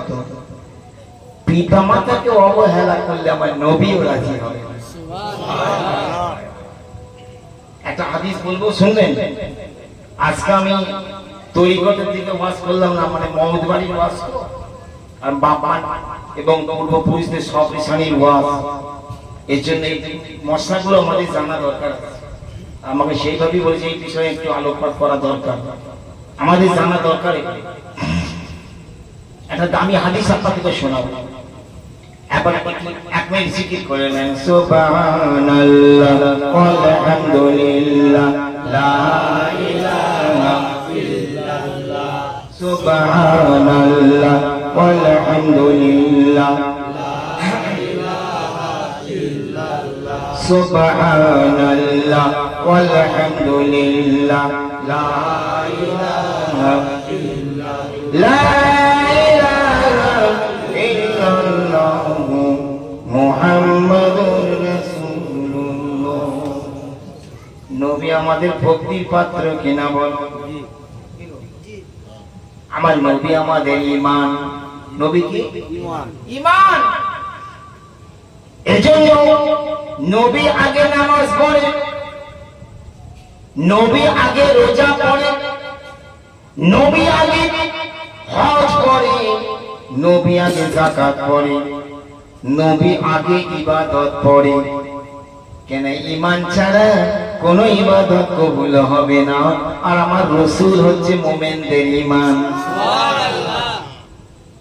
নবী ঈমান। মুসলমান ভাইরা বোনেরা, নবীর বিখ্যাত সাহাবী নাম হচ্ছে তার হযরত আবু হুরায়রা রাদিয়াল্লাহু তাআলা আনহু। যুবক ছেলে, জওয়ান ছেলে আবু হুরায়রা নবীর প্রেমে পড়ে, নবীর কলেমা পড়ে নবীর ভক্ত হয়ে গেছে, মুসলমান হয়ে গেছে। কিন্তু আবু হুরায়রার মা ও নবীর কলেমা পড়ে। এই শুনতে পাচ্ছেন আপনারা? আবু হুরায়রার নাম শুনেছেন তো? যারা ওয়াজ জলসা শুনে, সাহাবীদের মধ্যে আবু হুরায়রার নাম বেশিরভাগ লোক জানে। কারণ উনি একাই ৬,৫০০ হাদিসের বর্ণনা করেন। এত বড় নবীর নিকটতম ব্যক্তি ছিলেন হযরত আবু হুরায়রা। সুবহানাল্লাহ। আবু হুরায়রা নবীর দিওয়ানা, নবীর প্রেমে পাগল। কিন্তু আবু হুরায়রার মা ও কিন্তু মুসলমান হয়। আর নবীর দরবারে ছেড়ে যায় মায়ের রাগ। আপনি মুহাম্মদের দরবারে যেতে পারবেন না, মা বলছে। আচ্ছা, মা বাপে সব কথা শুনতে হবে, কিন্তু আল্লাহ রাসূলের বিরুদ্ধে যদি কথা বলে সে কথা শোনা যাবে না। যাবে না। মা বাপ যদি শরীয়তের বিরোধী কথা বলে, দিন বিরোধী কথা বলে, মা বাপ যদি ধর্ম বিরোধী কথা বলে, তাহলে মশলা হচ্ছে মা বাপের সেই কথা শোনা যাবে না। আবু হুরায়রা মা বলছে, আবু হুরায়রা কিছুদিন তুই মুহাম্মদের দরবারে যেতে পারবি না। ছেলে বলে আমি যাব। নবী দরবারে চলে যায়। মায়ের খুব রাগ, বলে একই সংসারে আছে। হাদিস শরীফের মধ্যে আছে, আল্লাহর নবী, দয়া নবী এশার নামাজ পড়ে সাহাবাদেরকে নিয়ে সব মজলিস করছেন। এরকম যেমন মজলিস হচ্ছে, আল্লাহর নবীর কথা শুনতে শুনতে সাহাবারা তো পাগল। হায় হায়, একটা নবীর নুরানি চেহারা, আর সেই নূরের জবান দিয়ে নবী অমৃত বাণী শোনাচ্ছেন। বলুন সুবহানাল্লাহ। কথা বলতে বলতে অর্ধেক রাত হয়ে গেছে। সাহাবারা অর্ধেক রাতের পর বাড়িতে এসে, এদিকে আবু হুরায়রার মা রাতের খানা বাসনে বেড়ে, বাসনে খানা খুলে খানা বেড়ে ছেলের জন্য অপেক্ষা করছে। ছেলে আসবে তবে আমি খাবো। এই আসে, এই আসে, এই আসে করে রাত ১টা ১:৩০ বেজে গেল। ছেলে আবু হুরায়রা রাত ১টার পরে হযরত আবু হুরায়রা চুপ চুপ চুপ চুপ করে বাড়ি ঢুকছে। মা রেগে মেগে জিজ্ঞাসা করছে, আবু হুরায়রা কোথায় ছিলি বল, কোথায় গেছিলি এত রাত পর্যন্ত? মানে প্রতিদিন সকাল সকাল চলে আসি, আজকে এত রাত? হযরত আবু হুরায়রা বলছে, মা, যে আল্লাহর নবীর নুরানি কদম চুমতে পারলে আমার জীবন ধন্য হয়ে যায়, সেই নবীজির পাক দরবারে ছিলাম। মাকে যখন এই জবাব দিল, মা তো রেগে ফায়ার। আবু হুরায়রা চুলের মুঠি ধরি হাদিস পাক আছে কালে চড় মারতে লাগলো। পিঠে আঘাত করতে লাগলো। কেন তুই মুহাম্মদের দরবারে যাবি বল? কেন তুই যাবি? কেন আঘাত করে তো সেই মুহাম্মদের দরবারে কাটিয়েছিস? এই আবু হুরায়রা, বাড়ি থেকে তুই বের হয়ে চলে যা। হয় তুই আমার বাড়ি ঘর ছেড়ে দে, নতুবা তুই মুহাম্মাদের দরবার ছেড়ে দে। দুটোর মধ্যে একটা কর। হয় আমার বাড়ি ঘর ছাড়, তাহলে নবীর দরবার ছাড়। দুটোর মধ্যে একটা কর।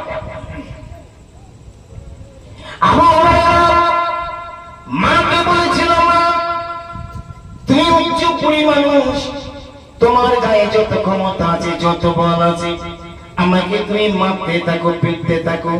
মারতে মারতে যদি তুমি আমাকে বাড়ি থেকে টেনে বের করে দাও, মা গো, তোমার ধর্ষণে তামাম পৃথিবী আমি ছেড়ে দিতে পারি, কিন্তু আমার দয়াল নবীজির কদম ছাড়তে পারবো না। মাকে সাত জবাব দিয়ে দিল, তোমার ঘর সমেত তামাম দুনিয়া ছেড়ে দিতে পারি, নবীর কদম ছাড়তে। আহা, একে বলে ঈমান। ঈমানদার হওয়া চাকরির কথা। আবু হুরায়রা মাকে টেনে বার করে দিল, বাড়ি থেকে বের হয়ে চলে যাও। খবরদার তোর মুখ আমাকে আর দেখাবি না, আমার বাড়িতে থাকবি না, চলে যাও। মা দাঁড়িয়ে দিয়েছে, কাঁদতে কাঁদতে আবু হুরায়রা কোথায় আর যাবে? রাত নিশুতি সব সাহাবারা যে যার খেয়ে দিয়ে ঘুমিয়ে পড়েছে। এত রাত্রে কোথায় যাবে? নবীর মসজিদ, ওই মসজিদে নববীতে চলে গেছেন আবু হুরায়রা। মসজিদের কোণে চুপচাপ গিয়ে বসে আছে। 2-4 ঘন্টা পরে ফজরের ওয়াক্ত হলো। হযরতে বেলাল আযান দিয়ে দিলেন, সাহাবারা সব নামাজ পড়তে এলেন, নবীও নামাজ পড়তে এলেন। ফজরের নামাজের পরে নবীজি মুনাজাত করার পর সাহাবাদেরকে বলতেন, বাবারা, তোমাদের মধ্যে কেউ কোন স্বপ্ন দেখেছো নাকি? স্বপ্ন যদি বলতে, ইয়া রাসূলুল্লাহ, আমি এই স্বপ্ন দেখেছি, নবীজি সেই স্বপ্নের মানে মতলব বলে দিতেন। সুবহানাল্লাহ। তো নবী জিজ্ঞাসা করছেন সবাইকে নামাজের পর। তেমন সময় হঠাৎ নবীজির নজর মসজিদের কোণের দিকে পড়েছে।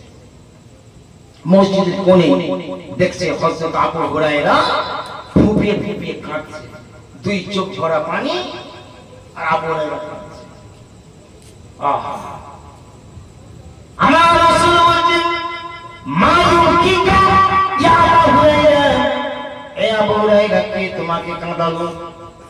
কেন তুমি কাঁদছো বলো?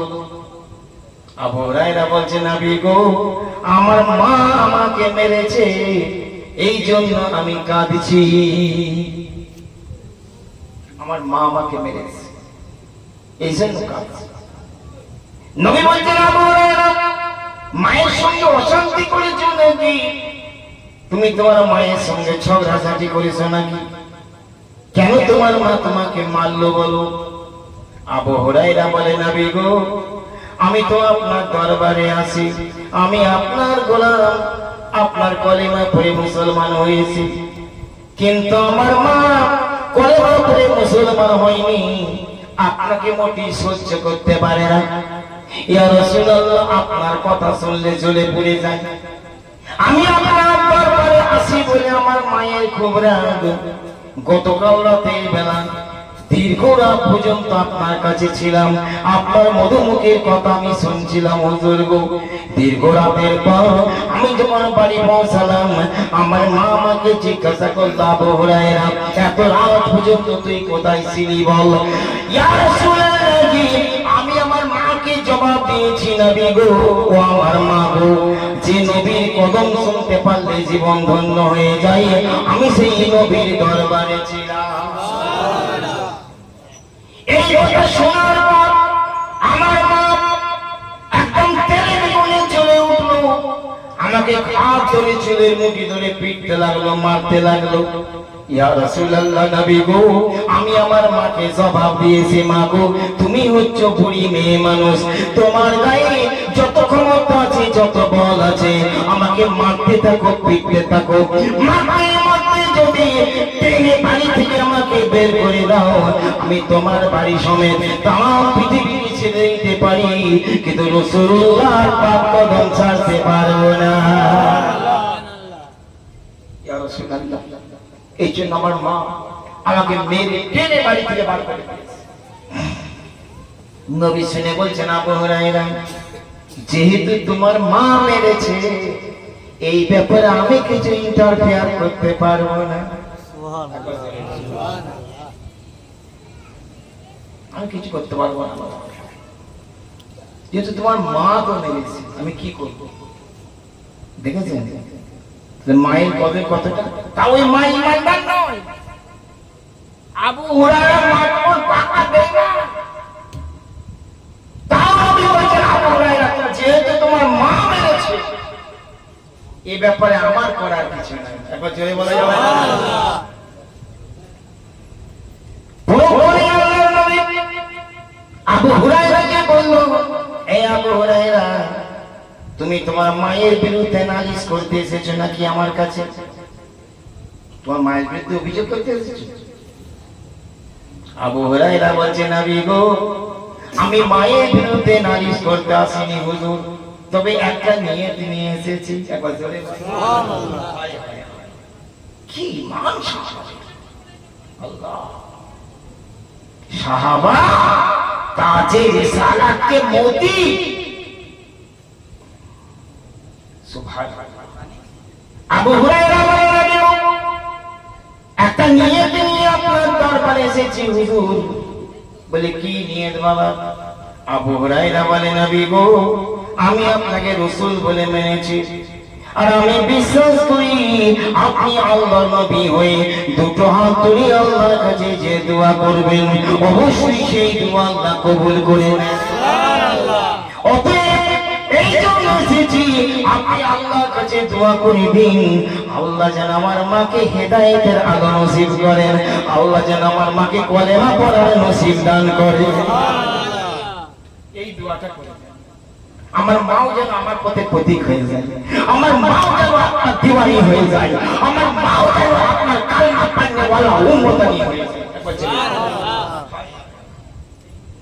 বুখারী হাদিসে আছে, সঙ্গে সঙ্গে আল্লাহর নবী, দয়াল নবী, মায়ার নবী আল্লাহর দরবারে দুটো হাত তুলে দিলেন।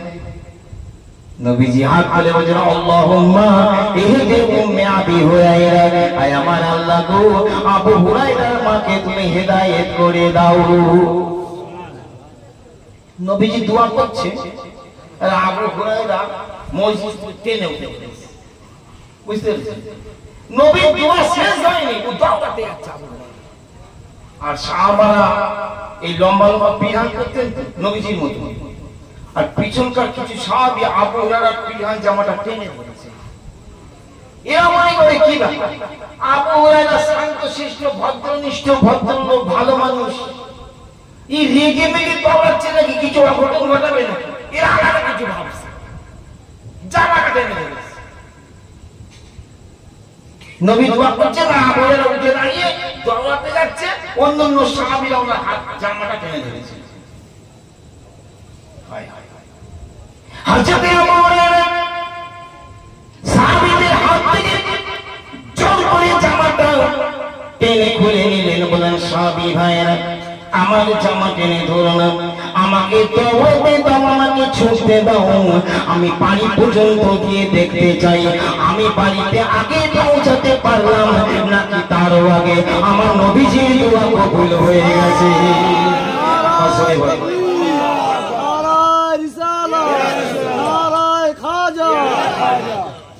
আমি বাড়ি গিয়ে দেখতে চাই আমি আবু হুরায়রা বাড়ি পর্যন্ত আগে পৌঁছাতে পারলাম নাকি নবীর দোয়া তাও আগে কবুল হয়ে গেছে।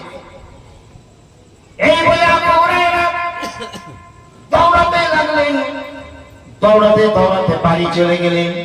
সদর দরজায় গিয়ে টোকা মারছে, টুকটুক করে ভিতর থেকে বুড়িমা জিজ্ঞাসা করছে, কে? আবু হুরায়রা বলছে, মা আমি তোমার ছেলে আবু হুরায়রা ফিরে এসেছি, মাগো তুমি দরজাটা খুলে দাও। আবু হুরায়রা ভিতর থেকে বলছে, বেটারি তুমি একটু অপেক্ষা করো বেটা, আমি এইমাত্র গোসল করে কাপড় বদলাচ্ছি, তারপরে দরজাটা খুলে দিচ্ছি। হাদিস শরীফের মধ্যে এসেছে, হযরত আবু হুরায়রা বলছেন, আমি নবীর দরবারে যেতাম বলি মা সব সময় আমার সঙ্গে রেগে মেগে কথা বলতো, মা সব সময় আমার সঙ্গে কর্কশ ভাষায় কথা বলতো, নরম সুরে কথা বলতো না। কিন্তু সেই দিনের ভাষাটা আমাকে যখন বললো, বেটা আবু হুরায়রা তুমি একটু অপেক্ষা করো বেটা, আমি এই মাত্র গোসল করে কাপড় বদলাচ্ছি বেটারি, এরপরে দরজা খুলে দেবো। আমি আবু হুরায়রা মায়ের কণ্ঠের মধ্যে নরমতা অনুভব করলাম, মায়ের কণ্ঠের মধ্যে কোমলতা অনুভব করলাম। আমি দাঁড়িয়ে দাঁড়িয়ে মায়ের নরম সুর শুনে বুঝে ফেলেছি আমি বাড়ি পৌঁছানোর আগে আমার রাসূলুল্লাহর দোয়া আল্লাহর দরবারে কবুল হয়ে গেছে।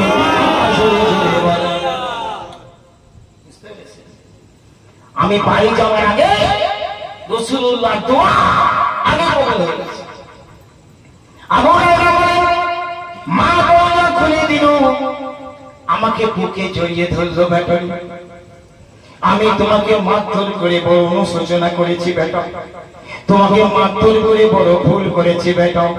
মনে মনে চিন্তা করলাম, আমার ছেলে তো কোনো জুয়ার আড্ডায় যায় না, আমার ছেলে তো কোনো মদের আড্ডায় যায় না, আমার ছেলে তো কোনো খারাপ জায়গায় যায় না, আমার ছেলে তো ভালো জায়গাতে যায়। কিন্তু বেটা আমি তোমাকে মেরে বড় অনুতাপ করেছি, অনুশোচনা করেছি। ও আমার বেটা আবু হুরায়রা, আর দেরি করো না, আমাকে তুমি এই মুহূর্তে নবীজির দরবারে নিয়ে চলো, আমি এখনই নবীর কালেমা পড়ে মুসলমান হয়ে যাব।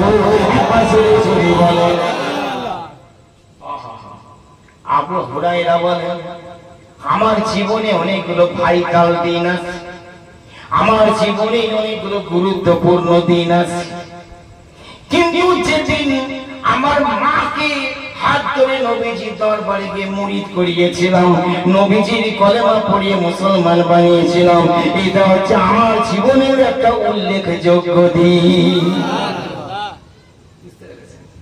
আবু হুরায়রা তার মাকে নবীর দরবারে নিয়ে গেলেন, নবীর কলেমা পড়ে তার মা মুসলমান।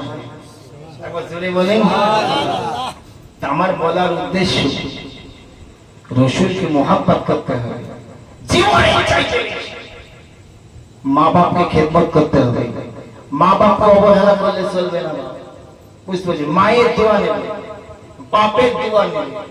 যাদের মা বাপ মারা গেছে মাঝে মাঝে কবরগুলো গিয়ে জিয়ারত করবে। হাদিস পাকে রাসূল বলেছেন, কোন মানুষ যখন কবরে শায়িত থাকে, তার কোন রিলেটিভ, তার কোন আত্মীয় যখন কবর জিয়ারত করতে যায়, ওই ব্যক্তি চিনতে পারে কে আমার কবরে জিয়ারত করতে এলো। সুবহানাল্লাহ। রাসূল বলেছেন, কি বলে দোয়া করছো সেটাও তারা শুনে। তোমার বাপ মা যদি মারা যায়, দাদু দাদি যদি মারা যায়, তার কবরে যে যদি জিয়ারত করো, সূরা ফাতিহা পড়ো, কুল আল্লাহ শরীফ পড়ো, দুরূদ শরীফ পড়ো, পরে আল্লাহর কাছে যদি দোয়া করো, কি বলে দোয়া করছো সেটা তোমার মৃত মা বাপ কবর থেকে শুনতে পায়। সুবহানাল্লাহ। রাসূল বুঝতে পেরেছেন? তাহলে আমার বক্তব্য হলো, এই সাধারণ মোমেন্টে যদি এই পাওয়ার থাকে, শুনে ফেলার, বুঝে ফেলার, তা আল্লাহর ওলিদের পাওয়ার কথা সুবহানাল্লাহ বেশি হবে না কম হবে? এই জন্য আমরা ওলি আল্লাহর দরবারে যাই, এই জন্য আমরা ওলি আল্লাহর দরবারে গিয়ে আমরা দোয়া চাই, তাদের নেক নজর চাই, দোয়া রহমত, দোয়া দরবেশ রহমত আল্লাহ। যেখানে দরবেশের দোয়া সেখানে আল্লাহ পাকের রহমত। আবার জোরে বলুন। মা বাপ যাদের বেঁচে আছে তারা বড় ভাগ্যবান। বুঝতে পেরেছেন? তাদের অনেক বুজুর্গানে দিনটা বলছেন যে মা বাপ যাদের বেঁচে আছে, যদি মা বাপকে ভক্তি করে জান্নাত ক্রয় করতে না পারে, তুমি বড় হতভাগা। বুঝতে পেরেছেন? মা বাপকে ভক্তি করতে হবে। এটা আমার অনুরোধ, কোন তরিকতের শিক্ষা নয় যে মা বাপকে অ্যাভয়েড করে দিন করো, ধর্ম করো। মা বাপ বড় জিনিস, নবী বলেন হুমা জান্নাতুকা ওয়া নারুকা, তোমার পিতামাতাই তোমার জন্য জাহান্নাম, তোমার পিতামাতাই তোমার জন্য জান্নাত। তার মানে পিতামাতার যদি খেদমত করতে পারো, খুশি করতে পারো, তুমি জান্নাত পাবে। আর তার উল্টোটা যদি করো জাহান্নাম। হুমা জান্নাতুকা ওয়া নারুকা, বিশুমার হাদিসে রাসূলুল্লাহ বলেছেন। এইজন্য বলছি ভাই, আপনারা সব সময় হুজুরকে এনে মিলাদ দিতে হবে তার এমন কথা না। তো মিলাদ দেওয়া বড় ভালো জিনিস, বুঝতে পেরেছেন? আপনি ভাবছেন যে হুজুর আসবে ওয়াজ করবে, ক হাজার টাকা পাবে, হয়তো হুজুরের ভালো না। মিলাদুন নবীর মজলিস বড় বরকতপূর্ণ মজলিস। এই এতগুলো মানুষের মুখে খানা খাওয়ানো, আপনি যাই খাওয়ান, খিচুড়ি খাওয়ান, পটল আলু খাওয়ান, ভাত খাওয়ান, গোশ খাওয়ান, মানুষের মুখে আহার তুলে দেওয়া, এটা একটা বিশাল ইবাদতের কাজ। অনেক মানুষ এগুলো বন্ধ করে দেওয়ার চেষ্টা করছে, কিন্তু আমরা আবহমান কাল করে দেখে এসেছি বুজুর্গানে দিনরা এইরকম মজলিস করতেন। ইমাম জালালউদ্দিন সুয়ুতি তিনি মাওলিদিন নবীকে তাদের মধ্যে লিখেছে যে নবীর সাথে যেখানে মিলাদ শরীফ হয় 41 দিন ধরে আল্লাহর রহমতের ফেরেশতারা ওই জায়গায় আনাগোনা করে, সুবহানাল্লাহ। এবং ওই বাড়িওয়ালার রহমতের আর বরকতের জন্য আল্লাহর কাছে নূরের ফেরেশতারা দোয়া করতে থাকে, সুবহানাল্লাহ। তাহলে বুঝতে পেরেছেন এই মজলিসের গুরুত্ব কত, এই মজলিসের মাহাত্ম্য কত। আজকে আমরা যারা এসেছি নবীর ভালোবাসা, এই গরমে বসে আছেন আপনারা কিসের জন্য? দুটো খাওয়ার জন্য না। খাওয়া প্রত্যেকের বাড়িতে এখন খেতে পাই না, এমন খুব কম, সবাই খেতে পারে। নবীর মহব্বত এসেছে, নবীর ভালোবাসা এসেছে। এই মসজিদে যতক্ষণ বসে আছে নবীর দরুদ পড়ছেন, নবীর সালাম পাঠ করবে, এর বেশুমার সওয়াব আল্লাহ পাক আমাদের আমল বানিয়ে দেবেন, সুবহানাল্লাহ। তখন নবী ছাড়া আমাদের কোনো গতি নেই, আছে না? নবী ছাড়া কোনো গতি নাই, কোন বন্ধু রে নাই, দরদি নাই, কঠিন দিনে আমার নবীজি বিনে, সুবহানাল্লাহ। সেই কিয়ামতের দিনে নবী যারা সুপারিশ করবে না, নবী আপনার সারা বান্তরা পান করাবেন, নবীজি হাউজে কৌশলের পানি পান করাবেন। নবী ছাড়া কোনো গতি নাই বাবা। আম্মা জান আয়েশা সিদ্দিকা আমার নবীকে বলেছিলেন, ইয়া রাসূলুল্লাহ, লক্ষ লক্ষ কোটি কোটি মানুষের ভিড়েতে কিয়ামতের দিনেতে কোথায় আপনাকে সন্ধান করব বলুন? নবী বলেছিলেন, আয়েশা তুমি আমাকে দুজখের দরজার গোড়ায় পাবে, সুবহানাল্লাহ। নবী বললেন না যে জান্নাতের দরজা। ও আয়েশা গো, তুমি আমাকে দুজখের দরজার গোড়ায় পাবে, হাউজে কৌশলের কাছে পাবে, পুলসিরাতের কাছে পাবে, মিজানের কাছে পাবে। আম্মা জান বলেছিলেন, ইয়া রাসূলুল্লাহ কি ব্যাপার, আপনি কেন বলছেন দুজখের দরজার গোড়ায় পাবে? নবীজি বলছেন, আয়েশা গো, আমি যদি দুজখের দরজার গোড়ায় না থাকবো, আমার উম্মতকে দুজখে যাওয়া হতে কে বাধা দেবে বলো? ও আয়েশা গো, আমি যদি হাউজে কাউসারের কাছে না থাকবো, আমার উম্মতকে সেই কিয়ামতের দিনেতে কাউসারের পানিকে পান করাবে বলো? পুলসিরাতের কাছে দাঁড়িয়ে দাঁড়িয়ে আমি নবী সাল্লিম সাল্লিম আলা উম্মতি এই কথা বলতে কাকে শুনবে বলো? এই জন্য আমি নবীজি আমার উম্মতদেরকে অনায়াসে পুলসিরাতে পার করে দেওয়ার জন্য আর জাহান্নামের থেকে জ্বালাতে বিরত রাখার জন্য আমি আল্লাহ নবী ওই জায়গাগুলোতে হাজির থাকবো, সুবহানাল্লাহ। তাই নবী বিনা কেউ বন্ধু আছে বাবা? আছে নবীর মতন কেউ? সেই নবীর বিরুদ্ধে ফতোয়াবাজি চলছে এক শ্রেণীর মধ্যে। নাই কোনো বন্ধু রে নাই দরদি নাই, কঠিন দিনে আমার নবীজি বিনে। একবার জোরে বলেন আছে বন্ধু। আহা ওই উম্মতি উম্মতি বলে কাঁদবেন নবী সেই দিনে, কঠিন দিনে আমার নবীজি বিনে। নাই কোনো বন্ধুর গো নাই দরদি নাই, কঠিন দিনে আমার নবীজি বিনে। একবার জোরে ওরে উম্মতি উম্মতি বলে কাঁদবেন নবী সেই দিনে, কঠিন দিনে আমার নবীজি বিনে। নাই কোনো বন্ধু গো নাই দরদি নাই, কঠিন দিনে আমার নবীজি বিনে। বুখারী শরীফের হাদিসের তৃতীয় খণ্ডের লাস্টের দিকে যে হাদিসগুলো আছে পুরো সেইগুলো এই ছন্দের মধ্যে আছে। কিয়ামতের দিনে আল্লাহ করিবেন বিচার, সেদিন আল্লাহ দেখাবেন রূপ কাহারো যাবা। আল্লাহর কঠোর রূপ সেদিন মানুষ দেখতে পাবে যখন তিনি কাজী হবেন, বিচারক সাজবেন। কিয়ামতের দিনে আল্লাহ করিবেন বিচার, সেদিন আল্লাহ দেখাবেন রূপ কাহারো যাবার। কাহার রূপ দেখিয়া আল্লাহ সকলে কাঁপিবে, নিজের গুনার কথা ভেবে কাঁদিতে লাগিবে। আল্লাহ সে কঠিন রূপ থেকে সবাই কাঁপতে লাগবে।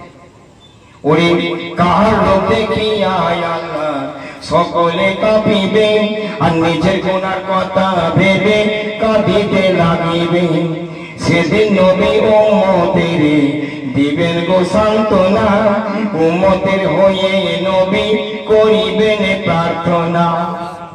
ওরে দেখো রে মন বিচার করে, নবী বিনা পার পাবে না রে। দেখো না মন বিচার করে, নবী বিনা পার পাবে না রে। তাই সময় থাকতে প্রেম করো ভাই দয়াল নবীজি শোনে, কঠিন দিনে আমার নবীজি বিনে। নাই কোনো বন্ধু গো নাই দরদি নাই, কঠিন দিনে আমার নবীজি বিনে। মানুষ সেদিন দিশেহারা হয়ে পড়বে, কোথায় গেলে আল্লাহকে নাজাত দেবে, কাকে একটু সুপারিশের জন্য বলবো, কাকে একটু সাফাতের জন্য বলবো, কার কাছে গেলে আমাদের কেউ সাহায্য করবে। কিয়ামতবাসীরা হাসরবাসীরা কি করবে সেদিন? সুপারিশের জন্য সবাই পেরেশান হইয়া আদম নবীর কাছে সবাই যাবে গো চলিয়া। সবাই আদম শফিউল্লাহর কাছে যাবে, সব বুখারী শরীফ হাদিসে। ওই সুপারিশের জন্য সবাই পেরেশান হইয়া আদম নবীর কাছে সবাই যাবে গো চলিয়া। সবার আগে আল্লাহ তোমায় সৃষ্টি যে করিয়া, আর ভালোবেসে তার জান্নাতে দিলেন গো রাখিয়া। সুপারিশ করো তুমি আমাদের লাগিয়া। আদম নবীকে গিয়ে বলবে সবাই, সুপারিশ করো তুমি আমাদের লাগিয়া, গুনার কারণে আছি পেরেশান হইয়া। ওই আদম বলবে নফসি নফসি, আমি বড় চিন্তায় আছি। ওই আদম বলবে নফসি নফসি, আমি বড় চিন্তায় আছি। আমি গন্ধ ফল খেয়ে ফেলেছি, পারব না সেই কারণে, কঠিন দিনে আমার নবীজি বিনে।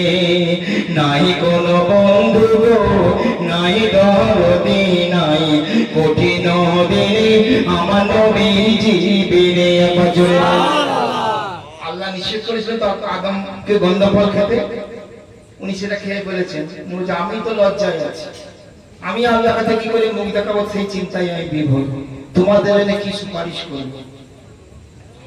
আদম বলবে এখন তোমরা সামনে যাও চলিয়া, হযরত নূহ নবী সেটাই আছে গো দাঁড়াইয়া। আদম নবী বলবে তোমরা নূহ নবীর কাছে, আদম বলবে এখন তোমরা সামনে যাও চলিয়া, আর নূহ নবী দেখো সেটাই আছে গো দাঁড়াইয়া। এই কথা শুনিয়া সবাই দৌড়াইয়া চলিবে, নূহ নবীর কাছে গিয়া হাজির হইবে। বলবে সবাই আপনি একজন মহান পয়গম্বর, মোদের লাগে সুপারিশি করেন গো একবার। আরে নূহ বলবে নফসি নফসি,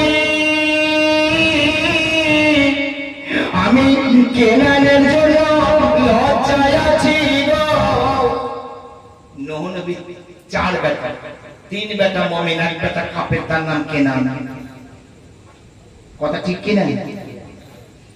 নূহ নবী নবী, তার বেটা কেনান কাফের। তো নবীর বেটা যদি কাফের হয়, ঈমান না আনে, সেও ভাই পীরের বেটা পীর হবে না, ঈমান বাকি থাকে। একবার জোরে বলে সুবহানাল্লাহ। পীরের বেটা হলে পীর হবে তা নয়। পীরের বেটা যদি সে যোগ্যতা না থাকে, পীরের বেটা যদি সে লায়াকাত না থাকে, ঈমান না থাকে, আকীদা না থাকে, সে পীর হতে পারবে না। দেখুন নূহ নবীর বেটা কেনান কাফের, তার প্রকৃষ্ট প্রমাণ। একবার জোরে বলেন সুবহানাল্লাহ। তো সেই কেনান যখন নদীর তুফানে ডুবে মারা যাচ্ছে, যখন প্লাব হয়ে গেছে, অনেক ঘটনা, আর উনি হাজারের ছেলে তো আল্লাহ কাছে দোয়া করেছেন। আল্লাহ বলে চুপ, খাওয়াজ দাও, ও তোমার বংশধর নয়, লাইসা মিন আহলিকা, কোরআনের আয়াত। ও তোমার আহল নয়, ও তোমার পরিবারের লোকই নয়, তুমি ওর জন্য দোয়া করতে পারবে না। কিন্তু আল্লাহ কাছে উনি দোয়া করে ফেলেছিলেন, সেই চিন্তায় আছে। তাই সমস্ত মানুষকে নূহ নবী কি বলছে? ওরে নূহ বলবে নফসি নফসি, আমি কেনানের জন্য লজ্জায় আছি রে, আমি কেনানের জন্য দোয়া করেছি, পারব না সেই কারণে, কঠিন দিনে আমার নবীজি বিনে নাই কোনো বন্ধু গো, নাই দরদি নাই, কঠিন দিনে আমার নবীজি বিনে। নূহ নবী পারল না, কি করবে তখন মানুষ? এই কথা শুনিয়া সবাই করিবেন গমন, ওরে মূসা নবীর কাছে গিয়া করিবে নিবেদন। এই কথা শুনিয়া সবাই করিবেন গমন, আর মূসা নবীর কাছে গিয়া করবে নিবেদন। মূসা নবী বলবে তখন কি করিব আর, আমার কি আর শক্তি আছে করিবে উদ্ধার। অন্যায়কারী কি বিপিকে এক মারিয়া ফেলেছি, আর সেই কারণে আমি বড় চিন্তাতে রয়েছি। ওরে মূসা বলবে নফসি নফসি,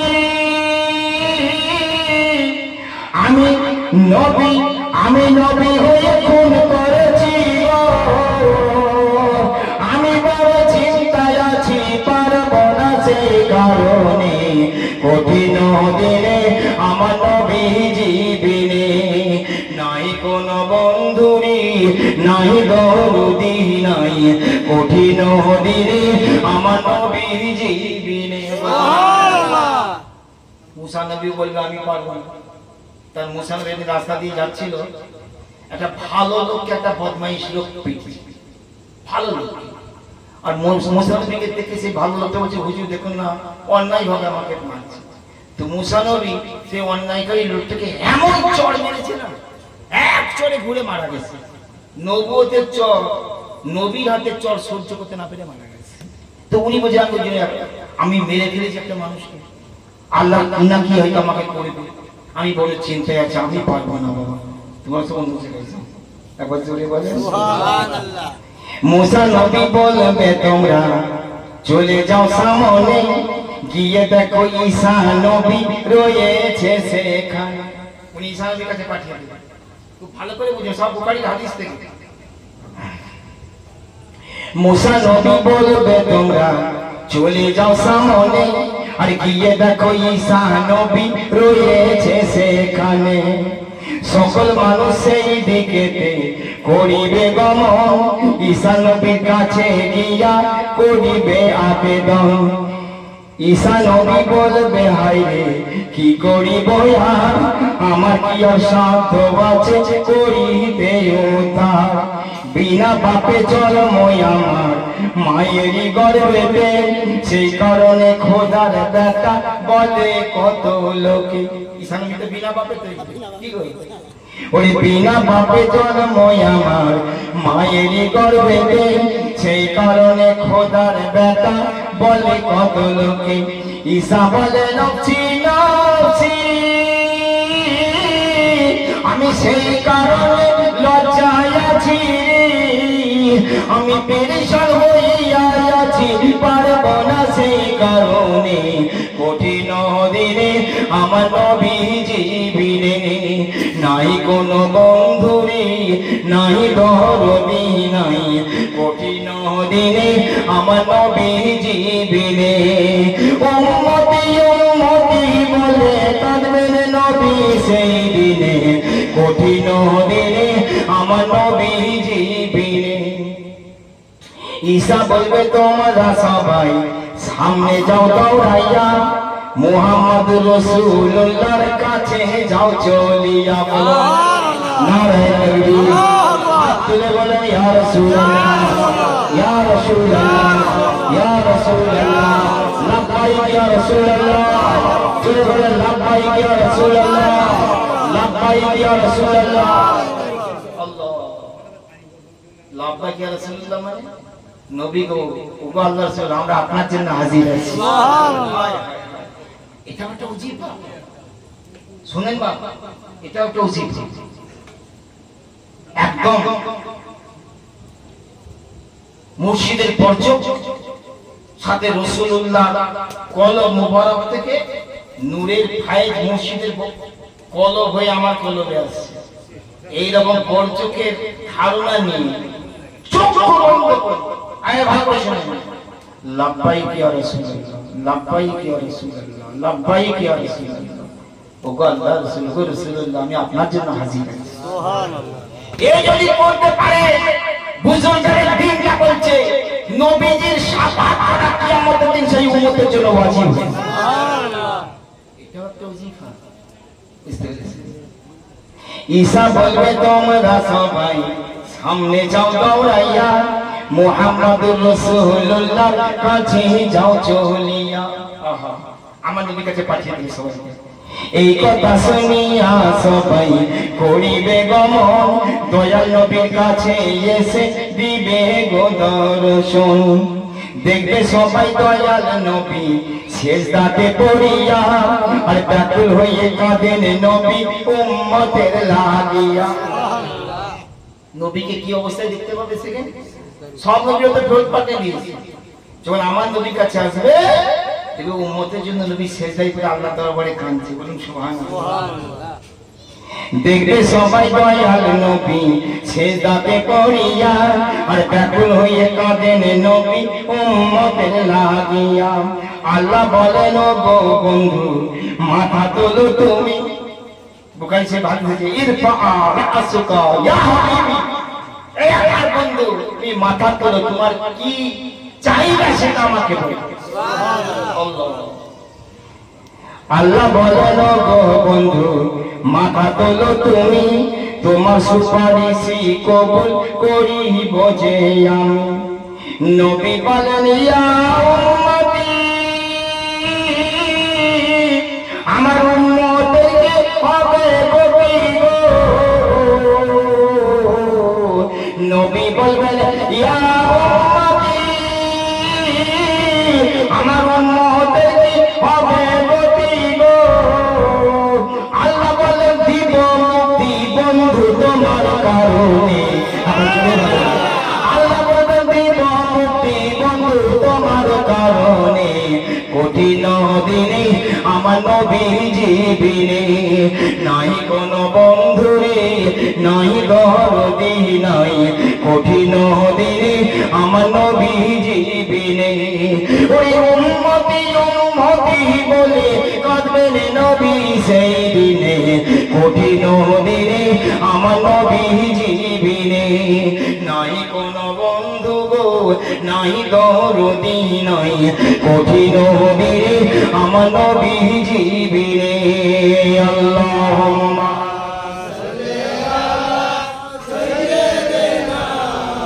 মাওলানা মুহাম্মদ ওয়া আলা মাওলানা ভাইরা আমার আসুন সেই নূর নবী প্যারা নবী আমাদের মায়ার নবী সাফাতের কান্ডারি নবী রহমাতুল আলামিন নবী সৈয়দুল মুরসালিন নবী পরকালের কান্ডারি নবী পরকালের বন্ধু নবী সেই নবীর সম্মানে একটু দাঁড়িয়ে পড়েন সালাতু সালাম পড়েন ইয়া নবী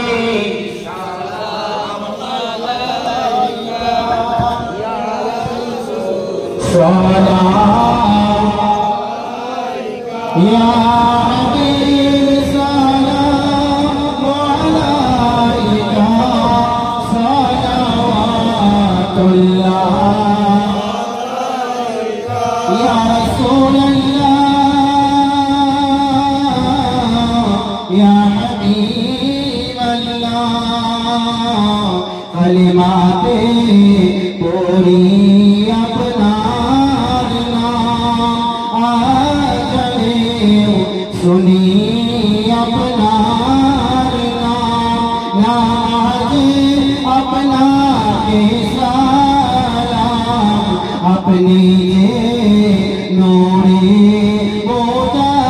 मुतास्साम या नबी सलाम या रसूल सलाम या हबीब सलाम अलैका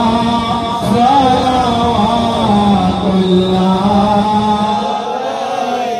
या रसूल अल्लाह या हबीब अल्लाह अपनी के ज़मानार सृष्टिर मोल के खुदाई अपनार समतुल चंद सोरोल अपनार ताबेदार बनाइए अल्लाह परवार या नबी सलाम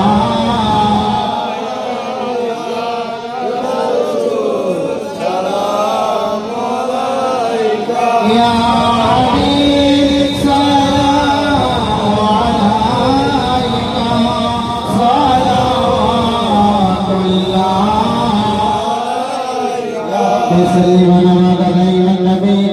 सलावतुल्लाह